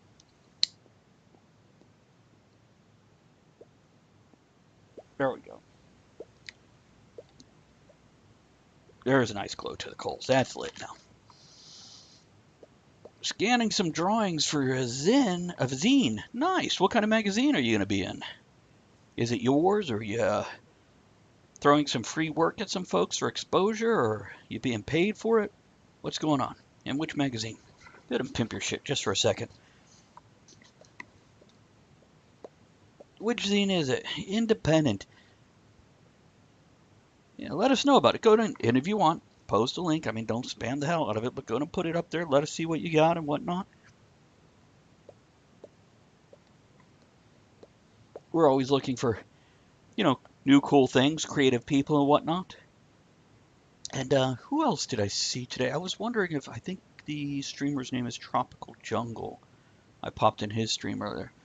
Let's see what we got here. Let me pop over there and check out your site. Felipe Filgueras on Tumblr. Okay. Well, I'm not seeing much there. It's just that one gray swirling thing that is a link back to the exact same page. Anyhow, I'm guessing it'll fill up in time. Andrea, are you still there?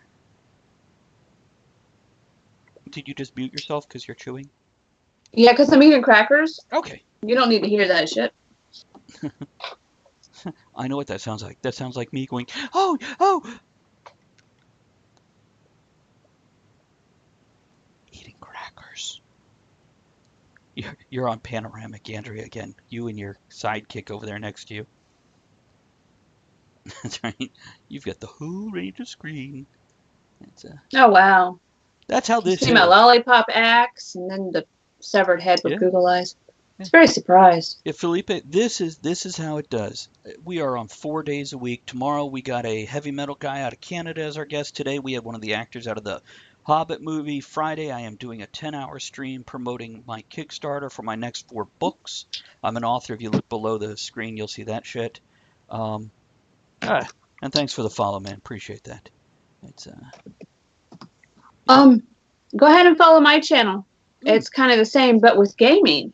Yeah, we'll do tabletop gaming, video games on her channel, and also a cat cam. If you're a cat guy, or if at least you don't hate them, it's a good place to go. And we're working her up to affiliate. So trying to get 50 followers. I think I have 25, 26 right now. Working on it. And if you like this channel, for 12 hours on Friday, he'll be on talking about who the hell knows. All kinds anything and everything. There will be a parade of guests, and I'm guessing you're not necessarily from North America, my friend. What country are you in, if I may be so bold as to ask? So let us know that, because we do have an international audience. And we do. From Brazil. I speak nice. like no Portuguese, so I'm not even going to even attempt to say hello, because I'll do it in Spanish, and you'll be like, that's not Portuguese. There is a difference. I do have a few steampunk friends down in Brazil. That's what to say in Portugal. I got stuck on the language. So, yeah, it's been a while since I've hung out with them or talked, though. But good folks, that's for damn sure. Steampunk friends, yeah. Bruno Asialo, I think is his name. And Lady Smoke, who I forget her real name. That's her steampunk name. Those two in particular. I've always communicated online, so I'm sure at some point in time I knew where in Brazil, but I don't remember, because I've known them for years, and you know how it is. They're your people, they're your friends, and if you don't go to their house, you don't remember what city it's in often. So all I got is Brazil. I know that's a teeny tiny place, only the size of Texas. So So yeah, it's in that vicinity. yeah, it's, I narrowed that one down for you. Oh my goodness. So is marijuana legal in Brazil? Is that something you can go out and purchase on a regular basis? What do you got there? Check this scan. Let me see what you got, bud. Just made it. Okay. Oh, look at that. Working on it. Ooh, that looks like a gruesome thing. Okay. It's I know when Elizabeth goes back, and I like the picture on the wall. Very representative of what's going on in the room there. So, That's interesting. yeah. It is illegal. Okay. I have no idea. It's I can't even remember what states in the U.S. it's legal in, but I think it's a dozen or so now. And the federal Just not here. Right, not here. The federal government is looking at Trump, actually, of all people, announced he wants to just make it legal federally. Welcome back, Elizabeth. Thank you. Hi. Hi. We missed you. Somebody did. We're talking to our new Brazilian friend, Felipe.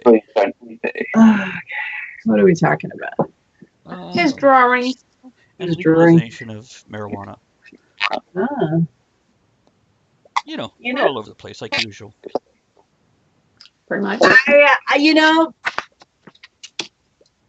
I'm kind of for it and I'm kind of against it.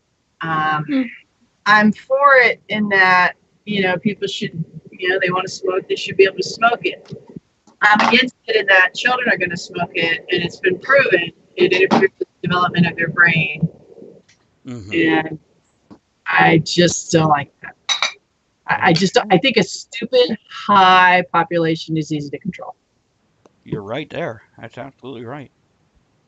So I'm very worried about it because I know friends of mine in California I never hear from because they're potheads and they forget to call or they're too high to call or they got the munchies. See, it was like, was it yesterday we were talking about it and somebody mentioned, if you only have this part of it and you get the benefits without the high. And I'm like, it's called CBD, the cannabis oil. It is processed and everything where you don't get the high because THC is taken out. You don't get the high of it, but you get the medicinal effects of it. And there was an article about this FDA-approved drug for seizures that contains CBD. By the way, Andrew, my friend that I sent that article to, you know how originally she reacted negatively, going, nope, just don't trust anything the government does. She responded again to me because she went and read the article. And she sent me a message this morning that says, I did further research on that product you sent me. It seems to be legit and backed by multiple studies and reputable peer reviews. So I take back my immediate cynicism and give a thumbs up to FDA for possibly finally getting something right. And it looks like a good first step in getting cannabis removed from the Schedule 1 list. Then she says, thank you for showing it to me. I still don't trust the FDA, though. I'm like, yeah, exactly. Well, which is understandable, but the way I look at it, this is a step, albeit a small step, towards progress to helping some of the people without being on all the chemical medications that make it worse. Well, also, I'm not a doctor. I don't play one on TV. Just my opinion. Into the medical field. Play one in the bedroom. Want to hear what it sounds like when she eats a cracker? Felt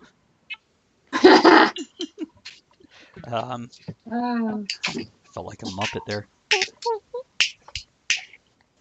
Oh, I think my lighter's out too. If you can't light it, shouldn't smoke it. Yeah, probably. I haven't had a cigar in a few days. Should I bring you a can of refill? You should keep. I've got 3 cans eating bananas. Suck it, baby, suck it. That's right. No, I don't want a can of that in here. Okay. It's Felipe, are you saying you're eating bananas? Or are you just suggesting people eat bananas? Hey, John. There's John. John, you missed William, but I'll have the John! He'll be back, so it's okay. I will. We love John. He's generous. I might actually call John tonight because if the Kickstarter does not make its goal or even if it does, Mm. I might want to talk to John about potential artists for future children's books that I do, because I do enjoy doing them. I love making them. You enjoy doing children, do you? Yeah, I Children's know. books. Damn it. Yeah. What the hell's wrong with me? I mean you. So much.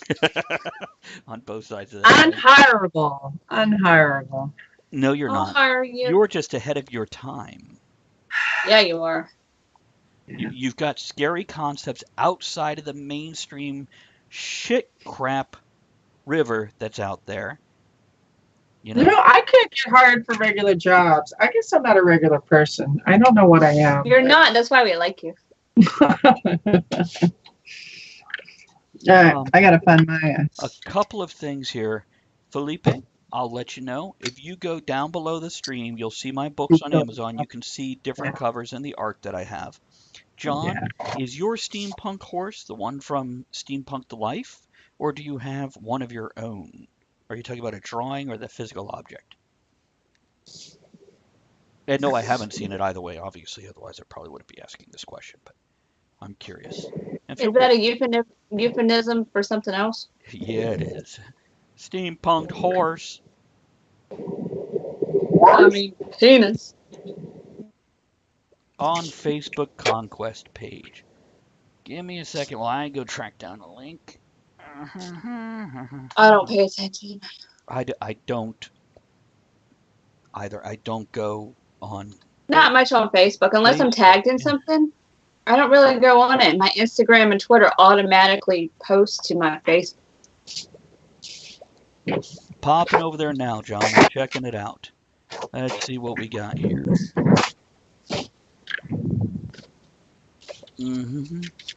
Give me a second. Page is loading. What are you doing? Lighting incense. Well, that's very cool, John. That Is my cigar bothering you? Let me light it for you. Here, Andrea. I'm gonna post. I need a little in lavender. the chat. Guys, go check out this. See, Okay. John, I have 2 books that I am currently working on in a series, and I'm writing both of them at the same time. So the Oh. yeah, that is the kind of art I could use for the cover. Oh. Holy cow. Yeah, that is beautiful. Because looking through stock art to just do stuff like Like that. a crayon horse had a baby. Tear it up, Elizabeth. What is wrong with you? That is a beautiful picture, John. It is. It's really good. Did you do that?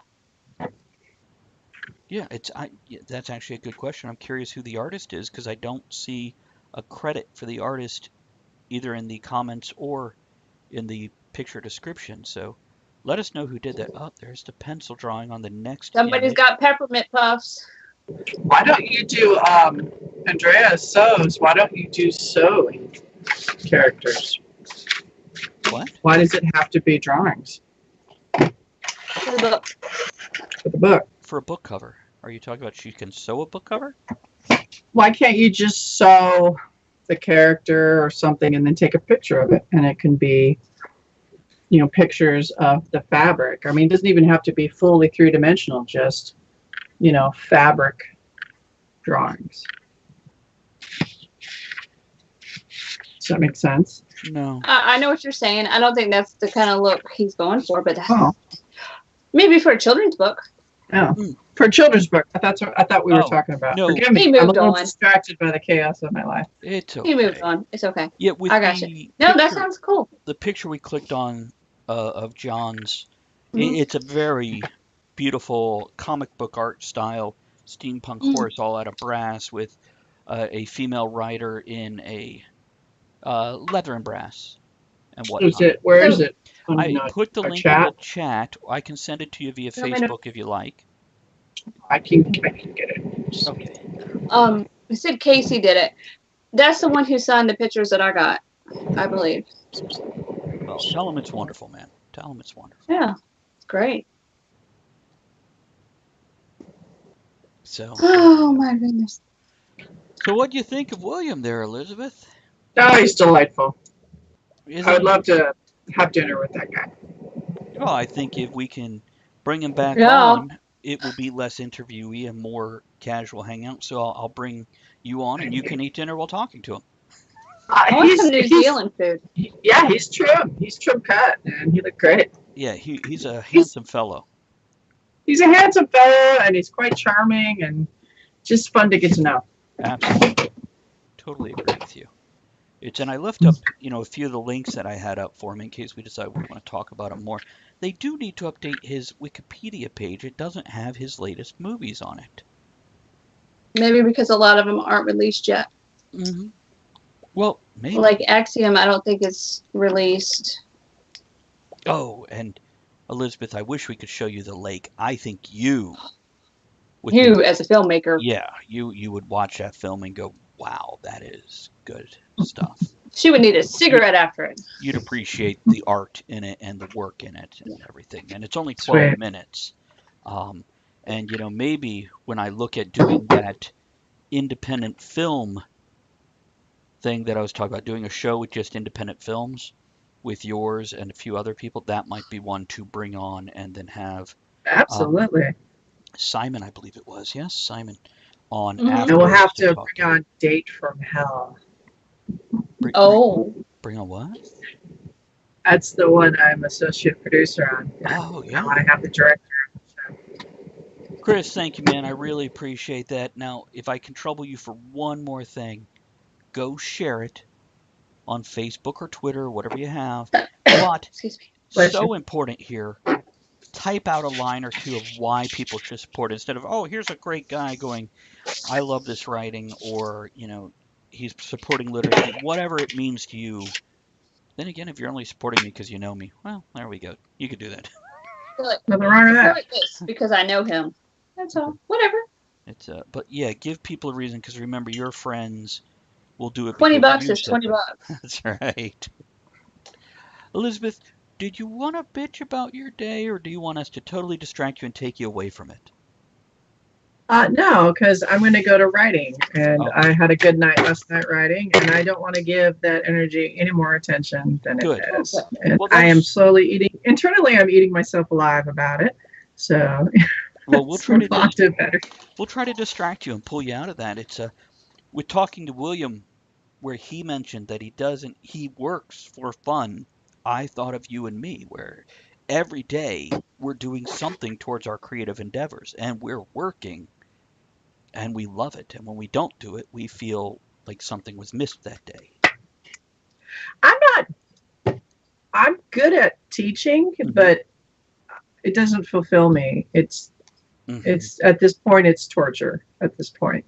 And I do it, and there's moments where it's like, oh, this is fun, and then it disappears. And everything else, it just doesn't click, and I just don't get it. So I'm just gonna keep on. No, keeping up. I love moments in a day job, one interaction with a person, one thing. But overall, when I pull back from the day job and look at it, I am miserable.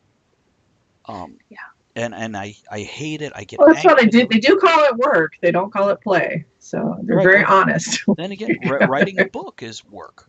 Writing a script, making a film is work. But when it's a lot of work. Yeah. You're like, but it's fun. Yeah. Yeah. And it's fulfilling.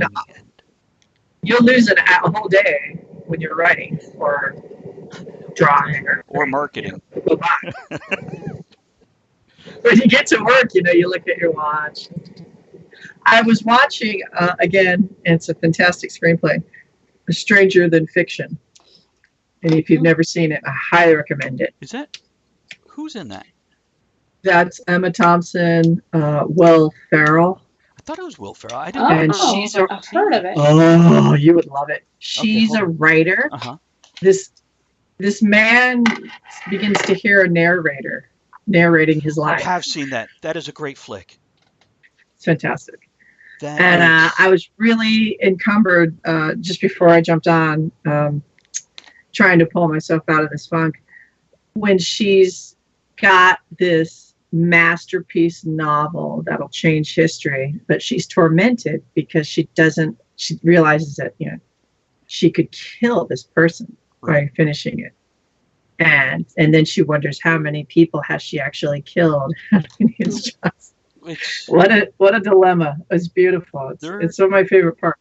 there is in Supernatural, the television show, there's Oh, a yeah, part, an episode where they learn that somebody has been writing the story of their life as fiction, and they're unsure if this person is causing I'm them touching. causing them to do what they've been doing, or else if he's, Yeah. but he writes ahead of where they are in their lives, and it actually Yeah, turns it out does. he's a prophet. But yeah, Oh, interesting. yeah, well, it all works into their mythology. But when I first saw this, I thought of that movie and couldn't remember it. I'm like, there was a movie like this. Oh, Yeah. it's fantastic. It's fun. It's a comedy and a tragedy, and it's Mhm. fun to watch. I really enjoy it. I really, really enjoy I it. think it's one of Will Ferrell's better roles in that I do too. he's not just asinine and juvenile. He's more. And I And, like Will Ferrell. I do. Yeah, and Queen Latifah's in it, and she plays it very I straight. love her too. Which is, you commit to being the straight man. A lot of actors won't do it. Ghostbusters, the new one, nobody played the straight. No, nobody. And Emma Thompson didn't look pretty in it. She looked pretty awful and kept spitting in her Kleenex to put her cigarettes in. I mean, it was just Real. good stuff. Yeah, it was good. I don't think I've seen it. I'm Gotta seeing check it- it I out. need to. I'm seeing if it's Mhm. on Netflix. I have a copy, so I can bring it down. I don't have an app to copy DVDs anymore. Sorry. I used to don't do it Well, when you visit. when I come visit, Uh-huh. when I have money, which I wonder if I have it in my folder. You probably have it. I don't. your magic folder. Did you borrow that awful back? Oh, that's funny. Oh my God. Our savior Donald J. Trump just followed us on Twitch. The real one, or I'm sure It it's the real one. says- I'm sure the president is in the That's Oval the Office. name. because on Twitter they're at real Donald J. Trump. It's, we are having a tremendous day. Thank you, Donnie. That would be funny if it were really him. That would. Well, I did send him a tweet asking him to come on the show and talk about Did you anything that. really? Absolutely. Yeah. I Yeah, said anything Ed that's would not have a politics. Fit. I don't. I would so miss work to be on that show. That would be fabulous. Because I don't want Would to be talk to him beautiful. about his policy, and I want to hear more about I don't care what about that. drives him, what his childhood was like, what the fuck he had for dinner when he's just like, I'm I crazy. want to hear the best restaurants to go to in New York because he probably knows little holes in the wall. Oh, yeah. See, and that's the kind of stuff I want to talk to him about. So, Donnie, if that's actually you, drop me a message, and if you hate being called Sure. Donnie, let me know that too. If it's Come not on the actually show. you, then well done to whoever's fucking around. Oh. That's all right. I'm sure it's the real one, though. I totally believe that. You never know. not? You never know. He's a big supporter of independent business, small business. And I was talking to my brother yesterday, and my brother was going, "Oh, he's never had a successful business." I'm like, no, he's a successful businessman. And he goes, yeah, he takes his business apart and sells them. And I'm like, that makes you a successful businessman. Yes, Elizabeth? Yes. Can I not have a successful business and make a lot of money? Yeah, I know, exactly. Yeah, you knowing can. when to buy and when to sell, in his case, has built his fortune. He started Yeah. with one. I mean, I'm not stupid. He didn't start, coming out of the shady streets of Hoboken or something. So he had money to start. You have to start somewhere. And when they dig up, journalism now is digging up dirt. We learned from Europe the best. No one will speak poorly of him. His employees, they love him. And I guess, his father made him meet all the bricklayers, construction workers growing up, the guys that did it. And he carries that on to this day. And, my father did the same thing. He was, not to get too personal, he ran a lot of maintenance in the Air Force, and he knew all the local guys, all the hard workers. And he would even have beer meetings at the end of the week, not with the officers, with the sergeants, the people that got things done. That's the way to And do it. that's what he always taught me, is get things done. Okay, hold on just a second. Couple comments. Donnie says, yes, it's me. Don't worry, though. I'm using secure Wi-Fi to watch streams, not like a crooked you-know-who. People don't appreciate me, man. I'm getting paid $1 a year because I love my country. And for Treth, Christopher there asked, you are petting the cat, right? Yep, mostly. Have you watched the show Yeah. before? And Donnie, Anything could happen. just so you know, I expected you to have slightly better grammar, and this is one of the reasons you're getting in trouble on Twitter. You've got to proofread before you hit send, man. You can't just send anything, not with your position. You need the commas. You need the full spelling of words. Commas make a difference. Hey, it's working. What he's doing is working. It's got everyone on fire. It's stirring it all Well, up. it is getting attention. There's no doubt about that. I do feel badly, though, for these staffers and the congressmen and the way they're being bullied by the hordes now. Absolutely inappropriate. You know, you can disagree with people at work and then still be civil and courteous. To just gather in mobs, this is starting to get somewhat frightening, and I think it's quite revealing. Yeah, I don't have they on the other side yet. I've just talked about people in general on either side of an issue, any given issue.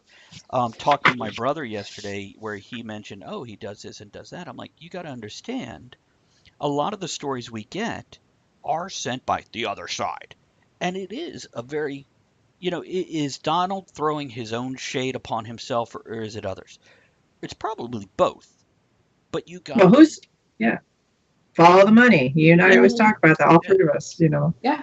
Who's paying for that article? Who's paying for the statistics? And, for me, it's, what's the outcome, and what's the effect? And I find it frightening that an intern can scream at our president, excuse me, but fuck you, Mr. President, and not be fired for it, not lose their job for it.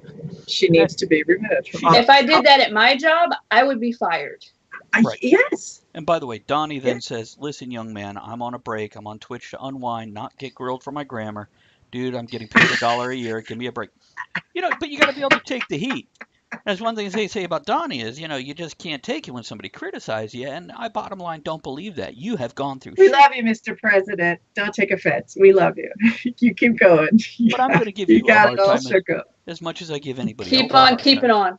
I need a recipe. You got to stir it a little. Some drinks you shake. Sometimes you got to stir it. People are 70% water. If you don't stir them up a little, they'll stagnate. It's a Disney. Smelly water.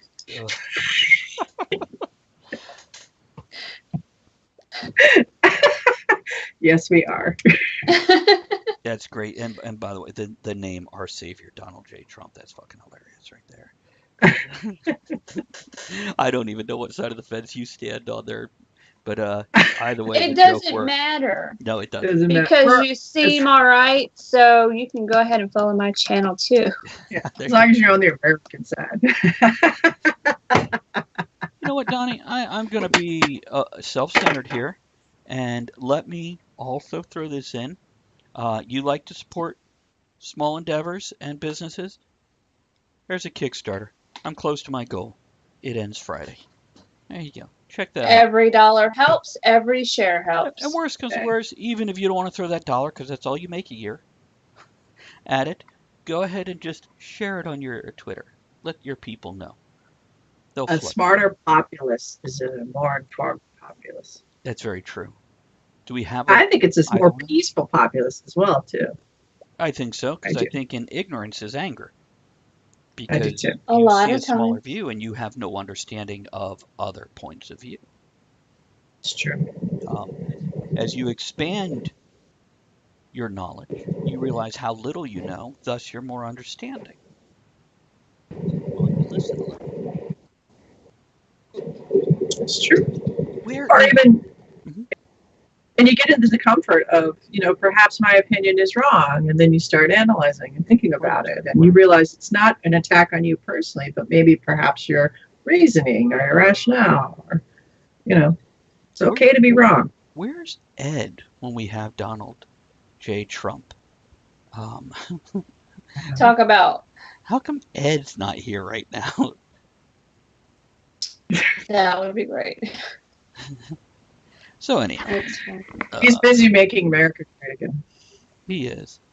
I'll talk to Sarah, and she'll set up a press conference about your book. CNN not invited, though. Alex Jones will be on after. Sounds about right. Appreciate that. It's Well, make sure you Got it. join us Monday nights when Ed's around, and he my can friends would be appreciate it. upset if I didn't share this. They work in Newport News, and then this is for Donald. Ah, He was there. There you go. There nice. you go. Which one is your friend in the picture?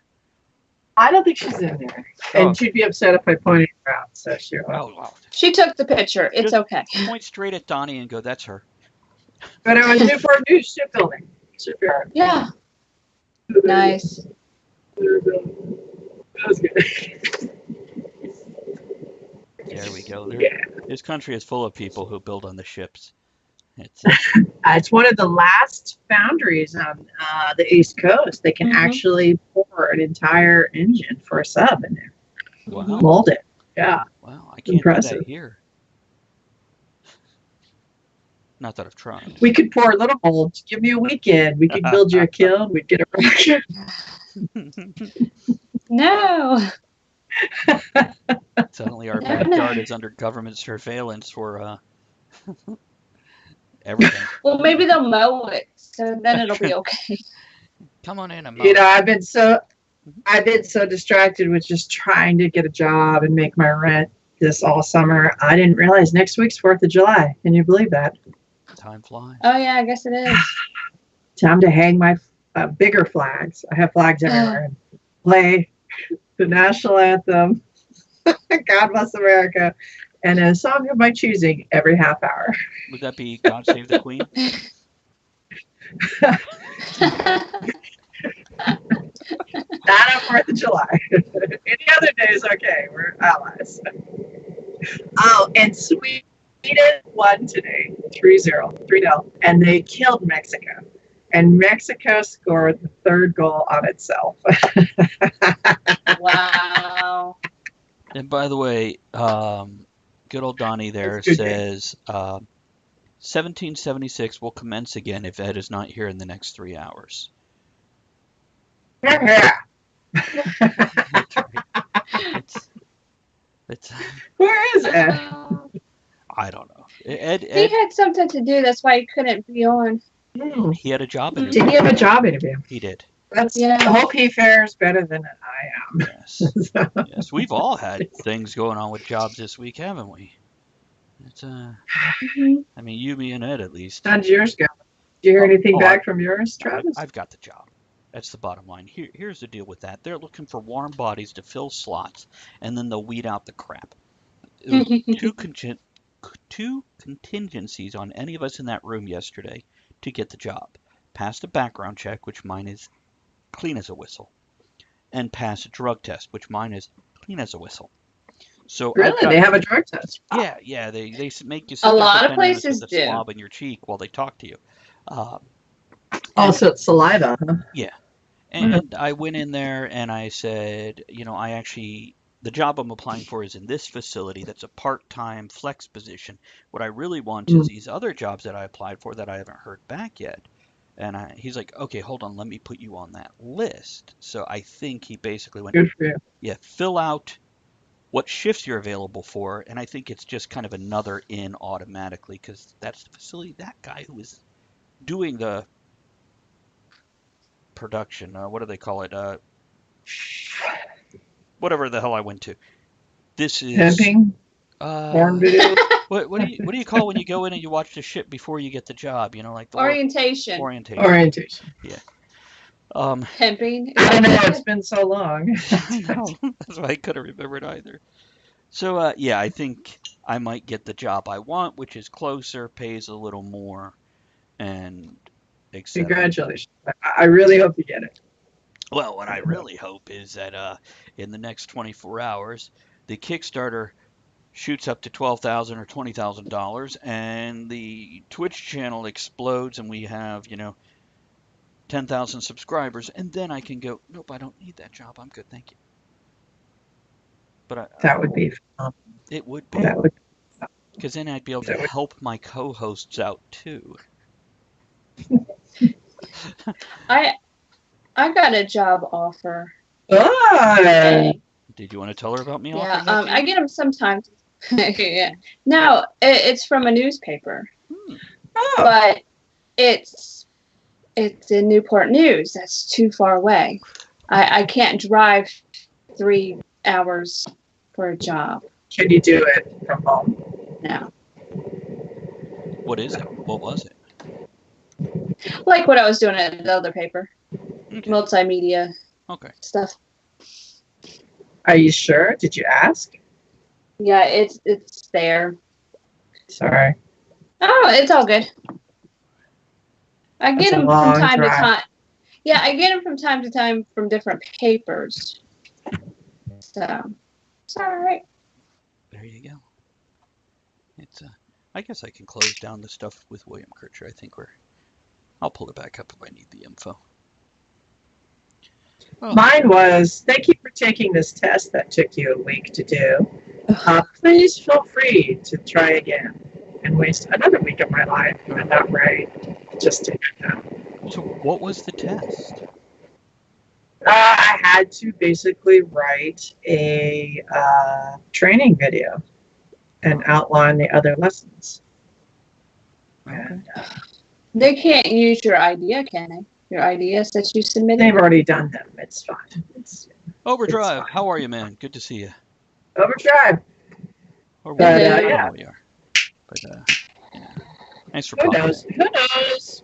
Yeah, I don't believe what they told me. I don't believe it. So, they said it didn't accomplish these 3 things, and I know it did because I wrote the damn thing. So, That's crazy. yeah. Yeah, it didn't accomplish the way they wanted it to, or whatever.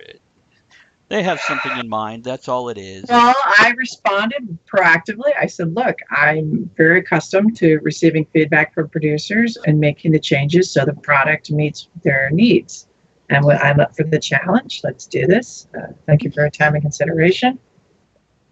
And I'll be.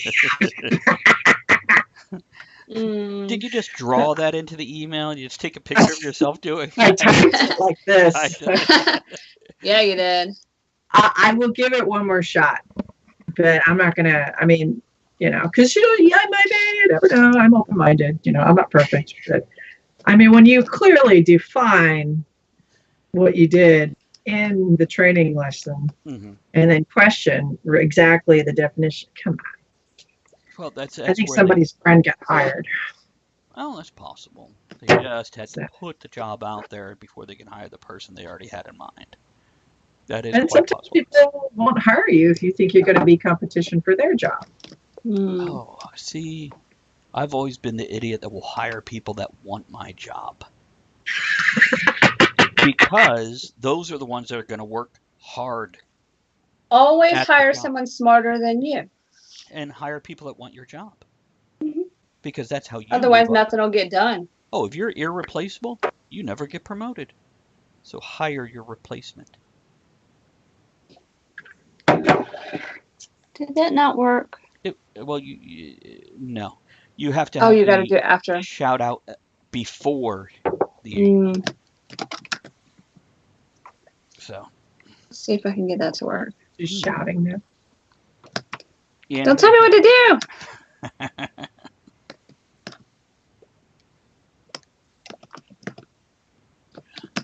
So. I'm trying to get 50 followers, guys. There we go. See if that works. There we go. There you go. Trying. That's right. That's doing it right. What are you hawing about there, Elizabeth? I got an email like, who is this? And it's someone that needs help on payroll from school. Overdrive says people. Everybody wants my time, but nobody will pay me for it. Well, it'll work Of course. creativity, huh? Overdrive says people that work under me, I always train them to be able to do my job as well. Absolutely. Mm-hmm. That's a good point. Yeah, it's That way you can miss work. Yeah, well, it's important. You cannot be irreplaceable. That's a suicide move in a career. It does not protect your job. It confines you from getting a better job. And the thing is, I'm sorry, go ahead. I was going to say, the thing is, when you hire someone smarter than you or train them to do your job, or don't train them to do your job or hire people below you, and you have to leave or something happens, then everybody's screwed. Yeah, That's true. And not in a good way. Yeah. Right, not in the way where you smoke a $20 is $20. $20.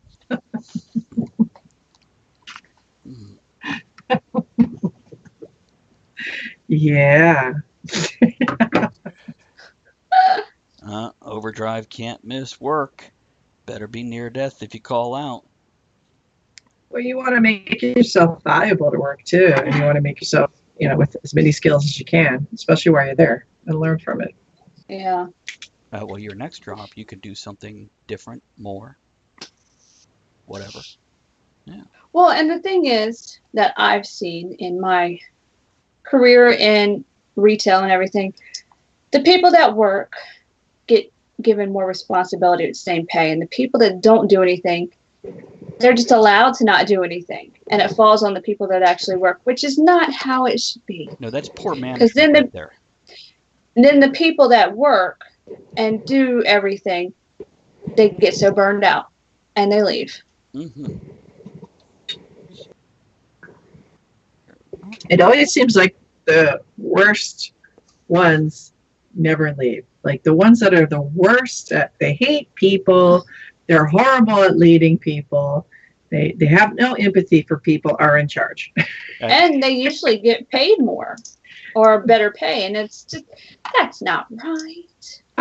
Overdrive, what do you do for a living? And you can give the company name, or you could just give the type of work. I'm not looking for anything specific, whatever you feel comfortable sharing. But yeah. How about Atlantic? What's that? You don't want Pacific, how about Atlantic? Yes, give me Antarctic. It's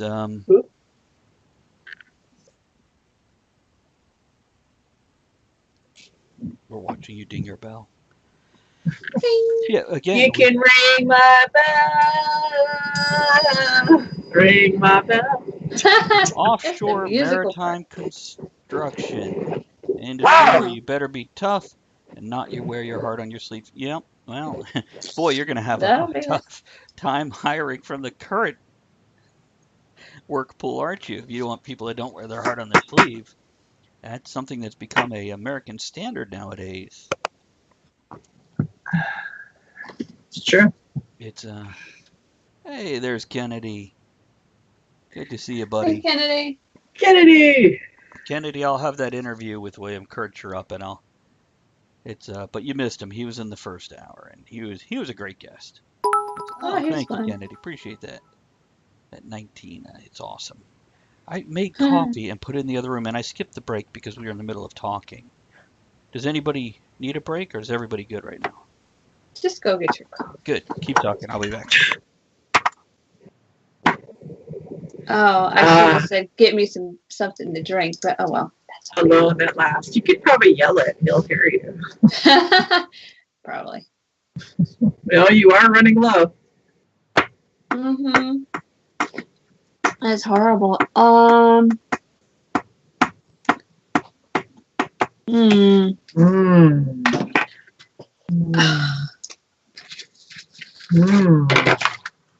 you're quiet. Yes, I don't know what to say. I don't know. I got a jar full of angry pickles. Oh, I hate when that happens.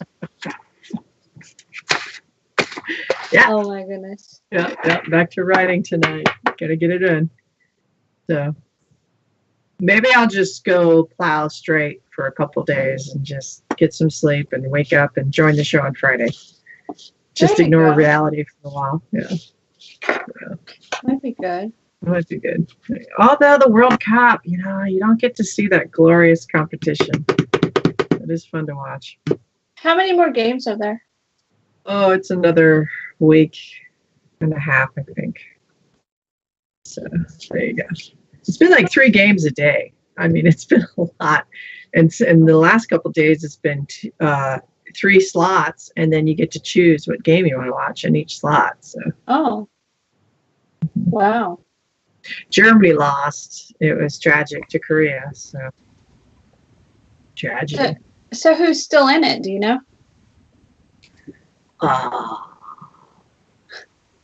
A lot. I have to look it up. One moment, please. Well, she's doing We that. get the music. Did you already respond to Overdrive's comment? Yeah. No. Go ahead. Overdrive said you refer to the imminent attack of the millennials, I presume. Not all, of course, LOL. Yeah, and it's not just millennials. It seems like every age group has some of these folks. Overdrive says your drawing of angry pickles is reminiscent of Da Vinci. LOL, just messing around. That's a great compliment. I would take a Da Vinci comparison for anything I do. Check out Pickle Man Productions. Yeah, check it out. Or yeah, okay. Yeah, my portfolio is linked to that. Unless you meant website. Leonardo da Vinci. Wait, no, that's. We've got Senegal, Colombia, Japan, Poland, England, Belgium, Okay. and a bunch more. Are we talking football? Serbia, Again? Brazil, Uh-huh. Colombia, Is that who's Panama. Yeah. Is the USA in it? No, we didn't get in it again. Because we saw. Oh. That's why I say there's only two types of soccer. There's soccer and men's soccer. The women.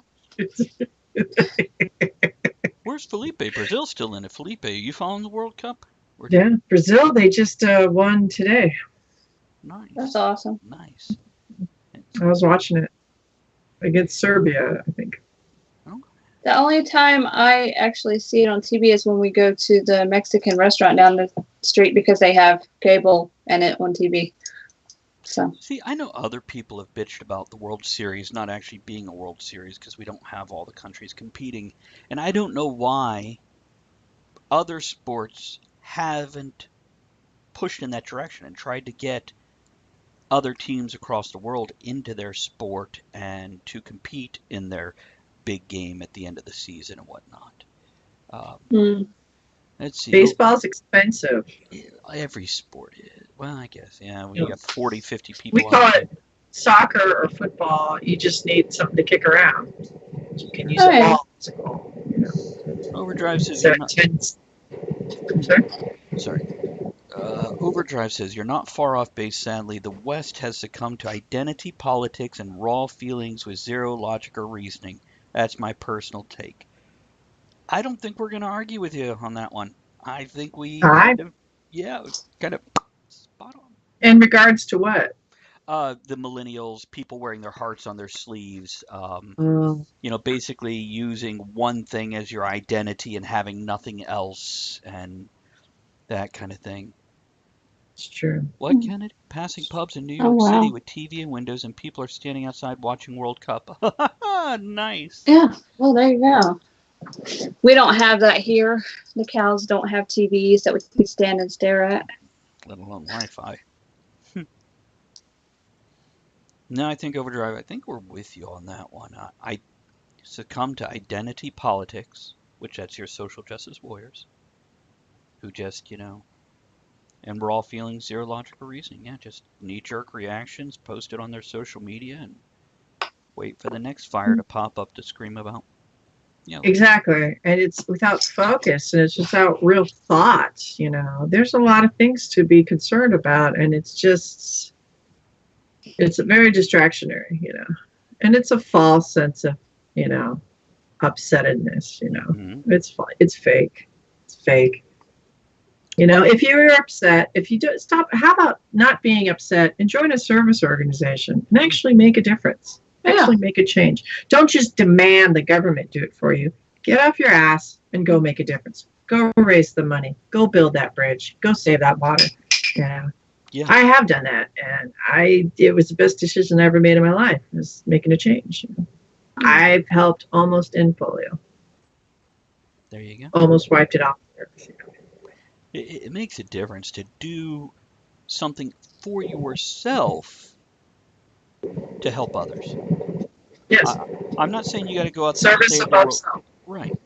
It's doing service for others, whether it's creating or whether it's just working hard, raising money to make change. It is very fulfilling. You've left a mark on this world. Sure. You've done something productive, and this is why I say you're doing something for yourself, for others. Because and maybe you won't be so angry. it could be. Or so self-centered, and that truly is the source of anger. It's very egotistical. I am angry. Well, we don't care. Okay, we don't care. What's it? It's all about you now. It's all about you and your anger and your offensiveness. Yeah, make it about something else. I love telling that to children. Not every moment is about you. what? And now we have to tell adults the same goddamn thing. And by the way, Overdrive, I'm going to read your comment now. Overdrive says, I'm of the opinion that the deepening divide/schism that previously existed is deliberately being exacerbated by external forces. Call me crazy, but that's what I see. That is not crazy, because they have shown, for example, during the election, Russia purchasing Facebook ads to stir the pot. This is not an illusion. This is something we have documentation of. And not just that. That's one example. Because our political machine does it. Our social justice warriors caught up in the passion of, look at me, I'm upset, does it. Mm-hmm. They're all acting like Kermit the Frog. It's a strategy many nations use against other nations, and we've done it ourselves. We've interfered in the elections. It's not right. What happened? It's a modern equivalent of dropping pamphlets in World War II. Interesting when he said outside forces. As a Catholic, I'm reminded that temptation we always think is sexual, and the devil tempts you and whispers in the dark. Anger is a temptation, and it's a way to be controlled by a burning fire and a rage and fury, because logic and reason, empathy go right out the window. And there you go. So I ask, what is controlling you? I ask this question often. Do you think we are more inflammatory and excitable now than we were 20 years ago, or is it just easier to express because internet? Do we see it more? Mm. And by the way, we're oversaturated. I think we're oversaturated. Yeah. I mean, the rites of spring, they played the rite of spring. People protested with torches and pitchforks, to get worked up over music, I think we're always excitable. I think as humans, we are easily led. Mm-hmm. And I think that is why I believe that becoming as educated as you can. And it's not just your ability to recite facts. It's the ability to slow down, step away from a problem, and think things through. And when I teach, that's what I teach. I teach children to think, and maybe not what to think, but how to think, how to start. Important. Right. And that's what everything's instant. Everything's this, that. Got to make an opinion, post it, go. Well, is it true even? Overdrive says, do you honestly think that Facebook ads had an effect on people? I already knew who I was going to vote for long in advance. I'm probably the lone weirdo that never had Facebook, nor will I ever. Kudos on the last thing, and you're not alone. Other people are like that. As for I think it did influence. Go ahead, Andrea. Go ahead. I think it did influence because there's a lot of people, and I know some, they believe everything that's read. They don't do any thinking of their own. They don't do any research. They see it. It's fact. That's how they go. So, yeah, I think it did influence a lot of people. Yeah, like Elizabeth just said, people are sheep. They're followers. I thought generally there's a portion of society, and it's somewhat majority, that they're going to vote here or here. Right. And then there is a little bit of a wavering, and that's why the ads get so huge right up to the end, the last few weeks. But I don't know. By the way, I wasn't talking about influencing the vote, just creating a divide by bringing up issues that people get inflamed over. And that widens the divide between and doesn't let people see eye to eye as much. Because you're just... Well, people... Mm-hmm. Advertising for years, as long as it's been around, has spent millions of billions of dollars influencing us, programming us. Red is the color of loyalty and hunger. McDonald's, generally, our restaurants are red, so you sit down, you're hungry. look at how advertising has changed since the 80s. I mean, my gosh, you see fully naked people all the time. I mean, kids are just inundated with sex, sex, sex, sex, sex, sex, sex, sex, sex. So we're constantly being programmed. And for people to say, oh, I'm not. Yeah, you are. You are. Because, when you go into a store, most people will go right because that's the natural human tendency to turn right. To turn left, maybe you'll see something and go that way. We'll look at movement. We look at light. And if you don't believe it, go to any amusement park designer or anyone trained in design, and they know how to control the movement of the eye, and they know how to control emotions. It's not a guarantee, but it is subliminal, and there will be some reaction. And all of us are affected on some level. Yes. And I'm not saying we're all sheep, but sometimes we just don't want to think for ourselves, and it's easier to go right when you walk in the grocery store. Or whatever. That's what we do. Now, couple. We are influenced. Absolutely. And that's why they say be careful with whom you associate, because your friends influence us. They do. Yeah. Hey, Daniel, there you are. It's I could bring him in on this. Also, if you guys want. I'm going to read some more comments here, if that's okay, ladies. I'm going to grab coffee. What's that? I'm going to grab coffee. Okay. Kennedy says, I think we were more polite politically from the 30s through the 90s, but remember, we had a VP shoot a founding father to death. I think people are people, and it hasn't changed. We've just learned how to poke open wounds better. And Overdrive says, well, for one thing, in 2013, the Smith-Mundt Act was amended. The Smith-Mundt Act, which created in 1945 after World War II, made it illegal to deliberately propagandize the American people. Those protections were removed in 2013. Well, we're definitely being propagandized. That's for sure. And Daniel. And Daniel. He was on the first hour. Yeah. But Travis is going to post them. Post the interview and everything.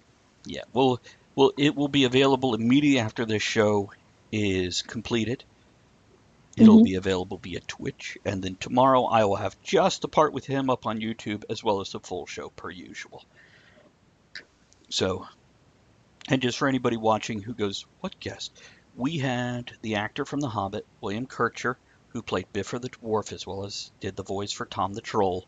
And he was a delight and just a great guest to have on. We talked about some of the movies he had just done, what he's up to, and it's awesome. And he may see about getting a few other directors or actors sent our way so they can do the same thing with us.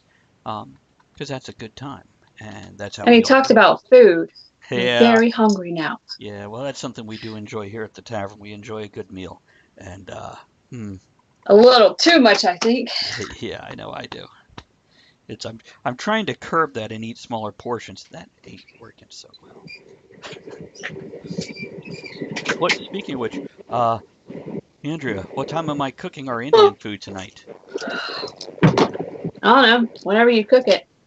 Okay, after the show. Because, well, I know you have stuff to do after the show, and then I'm going to be on my channel at 8. You are.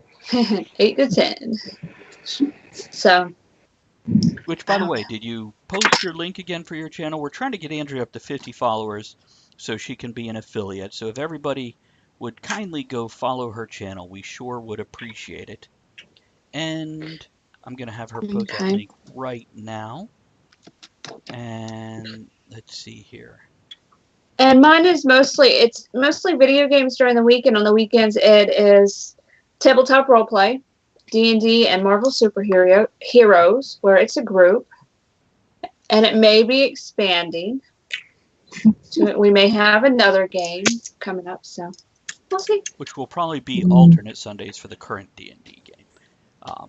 And there's a Kickstarter. One of my coworkers is leaving. Took several of us out to lunch. Nice, Harry's. Wow, all kinds of beer. Did we want to drag Daniel in here or leave him be? What do you ladies think? You can drag him in. Let's beat him. Okay, you Let's got it. spank that boy. Hold on while I go grab up the Daniel. Spank that thing. I'm tired of sitting around spanking my pickle.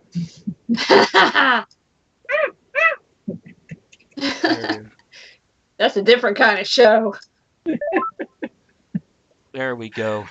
We'll just drag him in here and you can spank his pickle. Not spanking his pickle. I only spank my pickle. Now to adjust the screen. You're muted. No, I'm not. He's just Well, you doing are that. now. Shut up. You are, baby. You are. I am now. Okay, geez, thanks. Actually, I can't. Was it fun talking with him? He was great, man. I was working outside on my desk for my wife. I gotta get that finished today. Oh, you Pictures. gotta send pictures, yeah. When it's done. Whatever. Whatever. It's fun to see the process. It's fun to see the process. Yeah. Those Isn't are- that what your podcast is about? Follow me on Instagram. You'll see them. I think I do already. I don't know I if I think you do. I'm not sure. Anyway, Well, I may say. at It's Wood Podcast. Something else keeps coming up. But Hey, I recorded my short clip for you, Travis. Oh, good. Did you send it to me? No. I've got it. I have to finish it up. Oh, okay. Let's see. Elizabeth, which mic do you have on? Mike Johnson. my camera. Okay. We're just getting exterior noise, the white noise, and it's not bad. It's probably her AC. It's fine. No, don't go. Oh my God! Don't turn off your AC. Don't do that. I'm closing the window. It's rush hour. 7 train keeps Okay. going by. Okay. Hmm. I think I know what Elizabeth's going to get for Christmas. Good job. Before then, Not the kind of job you're thinking. Oh, no. No. $20 is I $20. know. 20 bucks is 20 bucks. Oh, Kennedy asks, is there anywhere in New Jersey you want to be toasted? Okay, I'm not The familiar meat with... market. Oh, yeah, that's a great place. Aren't there some really cool like theme parks or roller coaster parks out there? Well, The only place I know of in New Jersey is the meat market. here's what I'd Best like. out. I don't know how possible this is. I want you to do a video, I or want somebody you. do a video in front of a fucking toll booth going, all the damn tolls in New Jersey makes me want to get toasted on Talk of the Tavern, because Jersey is ridiculous when it comes to tolls. Their tolls are, oh my Jesus. We should have a Probably- contest. We should have a contest of the weirdest place to get toasted. And then, everybody can send in their things and you can judge them and they win Best something. toasted video, yeah. Yeah. Like the weirdest place. Well, after we get all of our submissions by the end of this month for the audio drama, that could be the next contest. Toasted videos. Yeah. Yeah, and you guys need to get Challenge those in. accepted. I lost my pen. There it is. Wait a minute. Are we exempt or do we actually get to enter this? No, we're We can exempt. gather. Hey, Oh. hey, and Don't we do can that. let You'll like mine. we can have all of the submissions. Travis can make a montage, and we can have everyone vote. Oh, that's what we should do. That sounds way too democratic. Well, Well, it won't just be us voting; it'll be the viewers too. Everybody can pick their favorite. you want to pick something. That's the thing. So if you want to bribe them, that's on you. Oh wait, you have to do it dainty. Yeah. Put We your learned pinky that. up. Well, we learned that. Yeah, we learned that in the Tea Party. Yeah. Uh-huh. Screenshot. So what's new with you guys today? Same old. Same old, same old. One screw after another. No phone calls, Elizabeth. No, just email saying, fuck you. Thank you very much. Stop wasting my time. Yeah. Yeah, no thank you. Move on. We're not hiring here. No Irish, no dogs. No dogs need apply. Yeah, lovely day. But I got to watch these two giggle like crazy on camera while they talk. with their guests. That was fun. Was it? They were like this, like the Joker smiles. They were Yeah, just like, oh my God, look who's on our show. Yeah, exactly. Yeah, I can see that. it was fabulous. Yeah, it was. He's a good guest. He's just delightful. Just a normal, fun person. Like, what do you So- roll? Did you guys get a chance to ask him what he's going to be in next, or what movie he's working on, or? Mhm.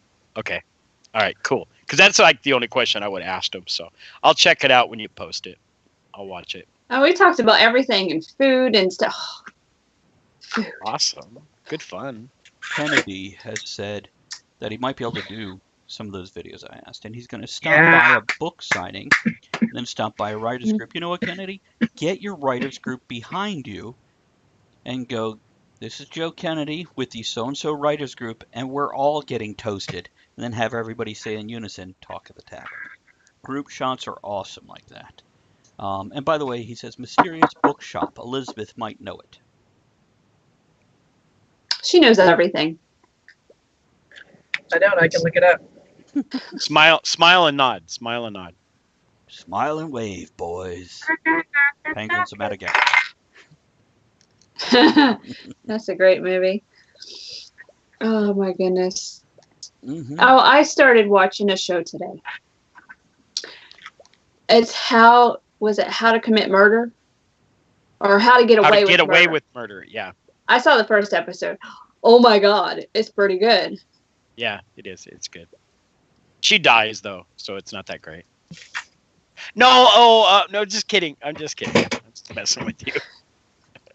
God, you're an asshole. At least I told you I was kidding. So that means I'm a But jerk. I don't know if you were. If I would have just said that and left it there, then I would be an asshole. Now, what? I've never watched it, so but I know it's a she. My wife watches it, and if she ends up dying, I'm in a shitload of trouble, aren't I? Yeah. No, I just saw the pilot episode. It's pretty good. What was it you showed me, Travis? I'm You ashamed. Wasn't my say apple. all kinds of no.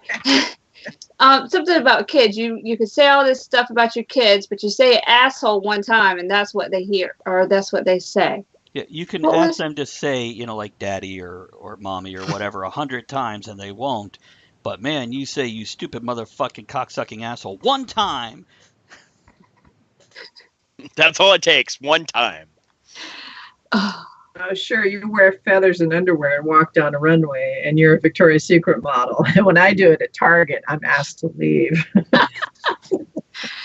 oh God, you got Did you beat. just tell them? Did you tell them that $20 is $20? $20. No, but that's going to be my answer for anything. Elizabeth, it is just cute how you quote Daniel so well. By the way, Kennedy says my dad work is a comment on an old movie called How to Murder Your Wife. Worked as a cameraman. Okay. Oh, that's what it was. Gotcha. My dad worked as a cameraman on an old movie called How to Murder Your Wife. Serial Mom was one of my favorites with Kathleen Turner. Yeah. Oh yeah. I liked her in oh my God. what was it Jessica called? Rabbit. Blues. Yeah. With Ladies things. That Dennis guy. Quaid. Dennis Quaid, yes. I showed that to Andrea and Aiden just a month or two ago. it? I am what? Okay, Yeah. Morty, not Morty. Rachel. Yeah, it's One of my favorites. Of my father's, yeah. it's one of the first movies I saw him. I have nobody's name in my head today. The guy that played Muerte. It's all the voices. It's I know who he is. I love him in so many things he did. Let's look Yeah. at it. He was in He doesn't know Burlesque, names. Transformers 4, Much Ado About Nothing, not Much Ado, Midsummer Night Dream. Hold on while I go look this up. It's gonna. You're so funny. He couldn't think of who Matt Damon was earlier. I can't. I got no names today. You know that guy. that did Undercover that Blues. thing? Thank you. Undercover Blues. Okay. And the guy who played 1993. Stanley Tucci? That's him. I love Stanley Tucci. Oh, I like him. I know who he is. I don't know many actors' names. There is a Amazon Prime new series called Lost in Oz.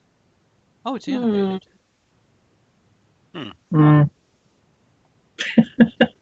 I know it. We sound so excited. Yeah. Well, I love the concept of Oz, but by the way, the original books, Dorothy is a little bitch. She is just a nasty. I think she is in the regular movie anyway, stealing people's shoes, just being an asshole. It's a. But yeah, I've never been totally enthralled with a lot of the. I want to go home. I want to go. It's all about me. Yeah. And your little dog too. Running around lubing up Tin Men. Right? Well, Yeah. $20 is. Yeah, 20 bucks. That's another contest for you. Everybody can do their $20 is $20. See, okay, Kennedy, that's something else. Go find something somewhere, someplace. Make a comment and go, but $20 is $20 on Talk of the Tavern. If I could get enough of those to do a 5-minute break video, we could just have a whole video of different people going. And I know Elizabeth is already thinking of places she could go. You know. Oh, I have a long list. Yeah, that'd be fun. I have no money. I can't go anywhere. They're all going to be made in my house. Elizabeth going, I'm really hungry, but $20 is $20, so I'm not eating. Yeah. You just gather all the pickles around. I'm just going to put on different hats, change my hair. It'll be me, talking to me, interviewing me. Like what you do. It's all right. That'd be Oh my goodness. No mustache. Shut up. In Mother Russia, $20. 20 rubles is 20 rubles. Yeah. We devour. You know what? We're 15 minutes till the end. Let's talk about what we have coming up next. That's what I was curious to say. I've got lovely coconuts. Andrea does too. In real life and in her character. My character always gives coconuts. Her D&D character has got a coconut fetish and passes them out. Anyhow, tomorrow we have Zola Mark of Pink Cocoon, a amazing metal band out of Canada, and he is a smart cookie who's doing the promotion right. Welcome back, Overhead. Overdrive. Overdrive, I'm sorry. Overhead. Sorry, I took Kennedy's name, Roughhead, and Overdrive, put them together, I got Overhead. If they had a baby.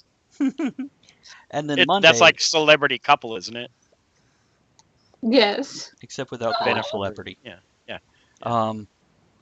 And Monday we have Eric John Larson of TeslaCon and ExpectoCon due to be on and join us to talk about his endeavors. So that's what we got coming up next. And you didn't say testicle con, did you? No, and I appreciate when we're actually talking about a guest, we don't do that to their product. No, okay, I'm sorry. It's okay. I don't mind a good testicle joke, but I just don't necessarily want to associate with their thing and have somebody else go, Talk of the Tavern said your con is called Testicle Con. That would be bad. That's a different one. You never put down your sponsors or guests. You want them to rise to the occasion. There you go. They were going to have an adult film star convention out this area one time. Speaking of rising and testicles. Well, were you busy? You too busy to book? Too busy to go? Yeah. No, they canceled it before it happened. This was like years ago. I'm like, that would be awesome. But they're usually in Vegas.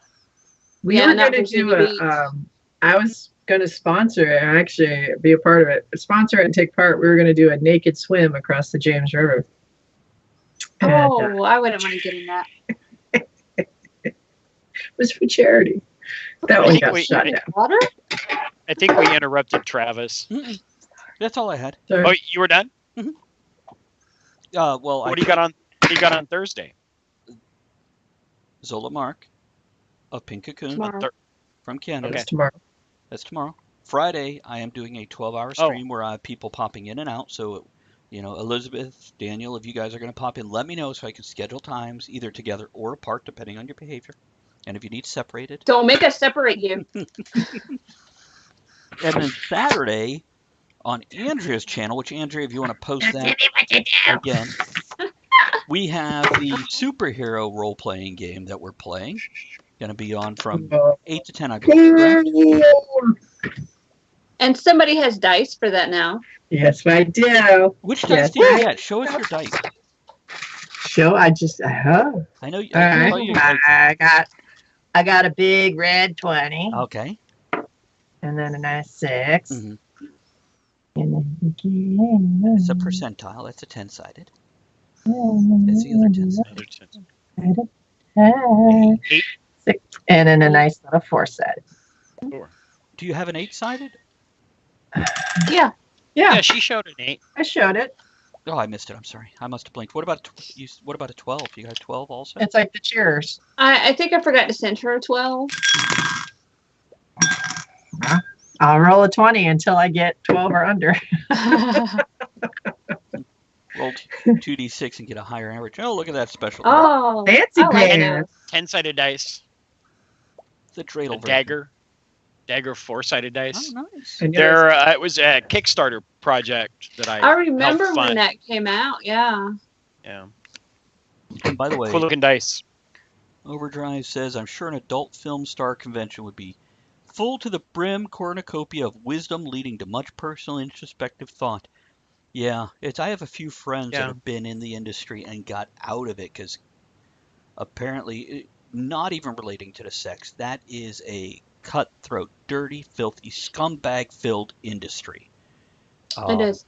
Yeah, and I have nothing against sex or porn, but yeah, apparently it does attract the bottom feeders and... Well, that's why now people do their own channels. Mm-hmm. Not on Twitch, because you can't do that. But... Mm-hmm. Just don't show your nipples in a section. Yeah. But you can have an orgasm. Just keep your clothes on. Everybody needs to just go buy the stick-on nipples and just put them everywhere. Like on light posts. Just why not? Here's some in of the them, bathroom. Just random places. Right there. Yeah, with the Google eyes everywhere. Yeah, that's right. Instead of a cleft on your chin, you can have a nipple chin. That's a new direction for John Travolta to go. Kennedy says, I just got back and heard sex. Yes, you did. Because we're talking the tavern. I'll have what she's having. Oh, my goodness. And our viewership jumped when we start to talk about sex. So, hey, welcome to all the people popping by. Let's talk about sex, baby. And if you I'm not going to sing. Let's talk about all the good things. And if you do want to comment, make sure you follow the channel. And also, if you want to subscribe, make sure you do that. And you can do it if you have Amazon Prime. You can subscribe for free without it costing you a cent. And go follow Andrea's channel, dang it. There it is. Yes, because as soon as I get 50 followers, then we will do a gaming session with swimsuits. Swimsuit party! Yeah, swimsuit gaming session. Which game? Probably the Marvel. We could have like break out your bikini. We could have like a beach adventure. Yeah, that's what Travis said he was going to do. It'll be like a Baywatch episode with superheroes. We can run slow motion. That's wait a minute. No. The water. But it has to be the Baywatch, like the movie that just came out, not the show. Because that was horrible. What, the movie? Yeah. It was hilarious.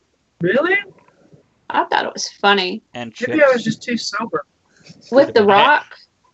I have too much self-respect to actually watch that one.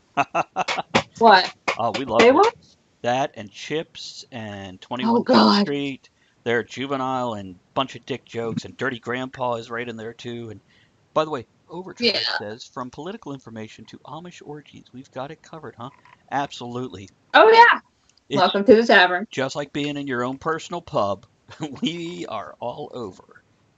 But I missed the Amish orgy section. Damn it! You would have You loved are it. the It was Amish. all hands-on craft work. I'm out there rubbing my wood, and look what I missed. Like what you missed. See, you are the Amish orgy section. I just didn't invite all the neighbors. You gotta ring the bell, raise the barn. Come on down Yeah, for. no, Come on, yeah. Get a hold of everybody. Come on down for a raising. no. You go. We could do an Amish orgy. Everybody just have a black screen and speak in monotone. Oh, Jebediah. Oh, we had the president in the chat earlier. You missed that, We did. Daniel. You missed him. You had a person in the chat? No, No, president. No, the president. Our savior, The president. Our savior, Donald J. Trump, was in Awesome. was in the Awesome. chat. Yeah, hung out for a little bit. I know. Did he tweet? Yeah. Yeah. Well, we don't know. I don't know. We were too Busy busy doing this stuff. Send them back Good. to remedial Amish orgy for summer school. Churn that butter. Overhead I have a comment. whole list here of stuff I need to look up and watch. Mhm. Movies and things. Speaking Yeah, I of- wrote down, and I think I found the link to find the Western that William Kircher was talking about. He was in. Nice goal. Ah, sweet. Was it Yeah, a series? Or? it's a made-for-TV movie, is what it said. So I just don't get the humor in those movies. Like it's just, I don't know. what Baywatch? Yeah, and those other ones you listed, I just don't. They're boring to me. I don't think they're funny. I don't think I'm getting old. I don't think I would, because I still watch Airplane. That's hysterical. And I thought Dale versus what was it? Dale versus Evil. Yeah, Uh-huh. Dale and Tucker. Dale and Tucker. That was Tucker funny. That made me laugh out loud a few times. That was very funny, especially when the guy gets sucked into the chipper and he's trying to pull him out. He just has his legs rip off, and he's, "Are you okay?" Great movie. I like that one. I like that one. Yeah, it was fun. And when he was running, it was just a fun play on stereotypes. I think maybe that's it. Maybe it's just. And So he you guys did a told little me- bit humor. You guys told me I had to watch Preacher. And I watched the pilot, and I'm not hooked. No, But I'm going to give it one more episode. But it might not be your thing. That's absolutely. and that's fine. Yeah. There's just too much going on. It was making me. I was like trying to figure out what was which and this thing and the powers and. Give it 3 episodes. Yeah. It does that. Give it 3 Okay. episodes. All right. And then if you're not, walk away. I mean, no hard feelings. I Yeah, think we're going to never. raid Hmm. Lady Desiree, who does geeky music, gaming music, that kind of stuff on her keyboard there. A lot of, Star Wars and Zelda and Mario Brothers, and not just the themes, but other stuff from all across the Let's board. do it. Arr. We Get got your torches. pitchforks. There we go. Get your torches. Oh, that kind of raid. Pitchfork. Yeah. It's a Toast. A toast. A toast. Okay. Hold on. Oh, There's that's poo cute. on You your got cup. poo on your mug. And Okay. what Here- happens when you don't wash them? Here's to Pink eye. here's to Amish orgies. God bless them. There you go. Amish orgies. So Sounded like you said Amish oranges. those two, Yes, that too. they're that too. beautiful, well-rounded, and feel good in my hand. Keeps the scurvy away. My It's cat is sitting next to the whiskey bottle. I Mm. like your cat. Unless the cat Online where the level is. That way you keep track. No, of he's it. sitting up. He's sitting at the bar looking at all the alcohol bottles. It's and Overdrive. Yeah, Naked Gun was hilarious. Oh, they were funny. Part 2 hilarious. and 3 got less funny, but definitely had great moments. So funny. Yeah. Yeah. Yeah. And Kennedy. Well, like we were talking about earlier about the sequels and overmaking, and it's just like, yeah. You know what, let's- I can't remember the last really, really good, besides Dale versus Evil, the really good comedy I've seen. A recently written comedy. They're just, there's moments sometimes in them they're funny, but it's very, I don't know.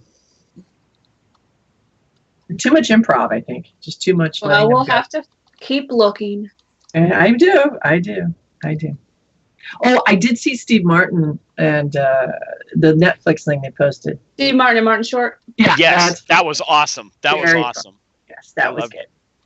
Yeah. And I have been turning to stand up for good comedy. I love stand up. Everybody, have a great evening. Make sure you join Andrea's channel tonight at 8 o'clock for her gaming stream. Hey. And we will catch you there, and then tomorrow for our Canadian metal guest. Have a good one, guys. Sweet. Thanks for joining us in the discussion shenanigans tonight. You are the one thing that makes the show what it is. Don't forget to join us at the tavern next week. Until then, have fun, keep learning, and be good to one another. Now, raise your glass in good cheer. Enjoy the small moments every day and steamy dreams every night. Welcome, Chris. Good to see you popping in, buddy.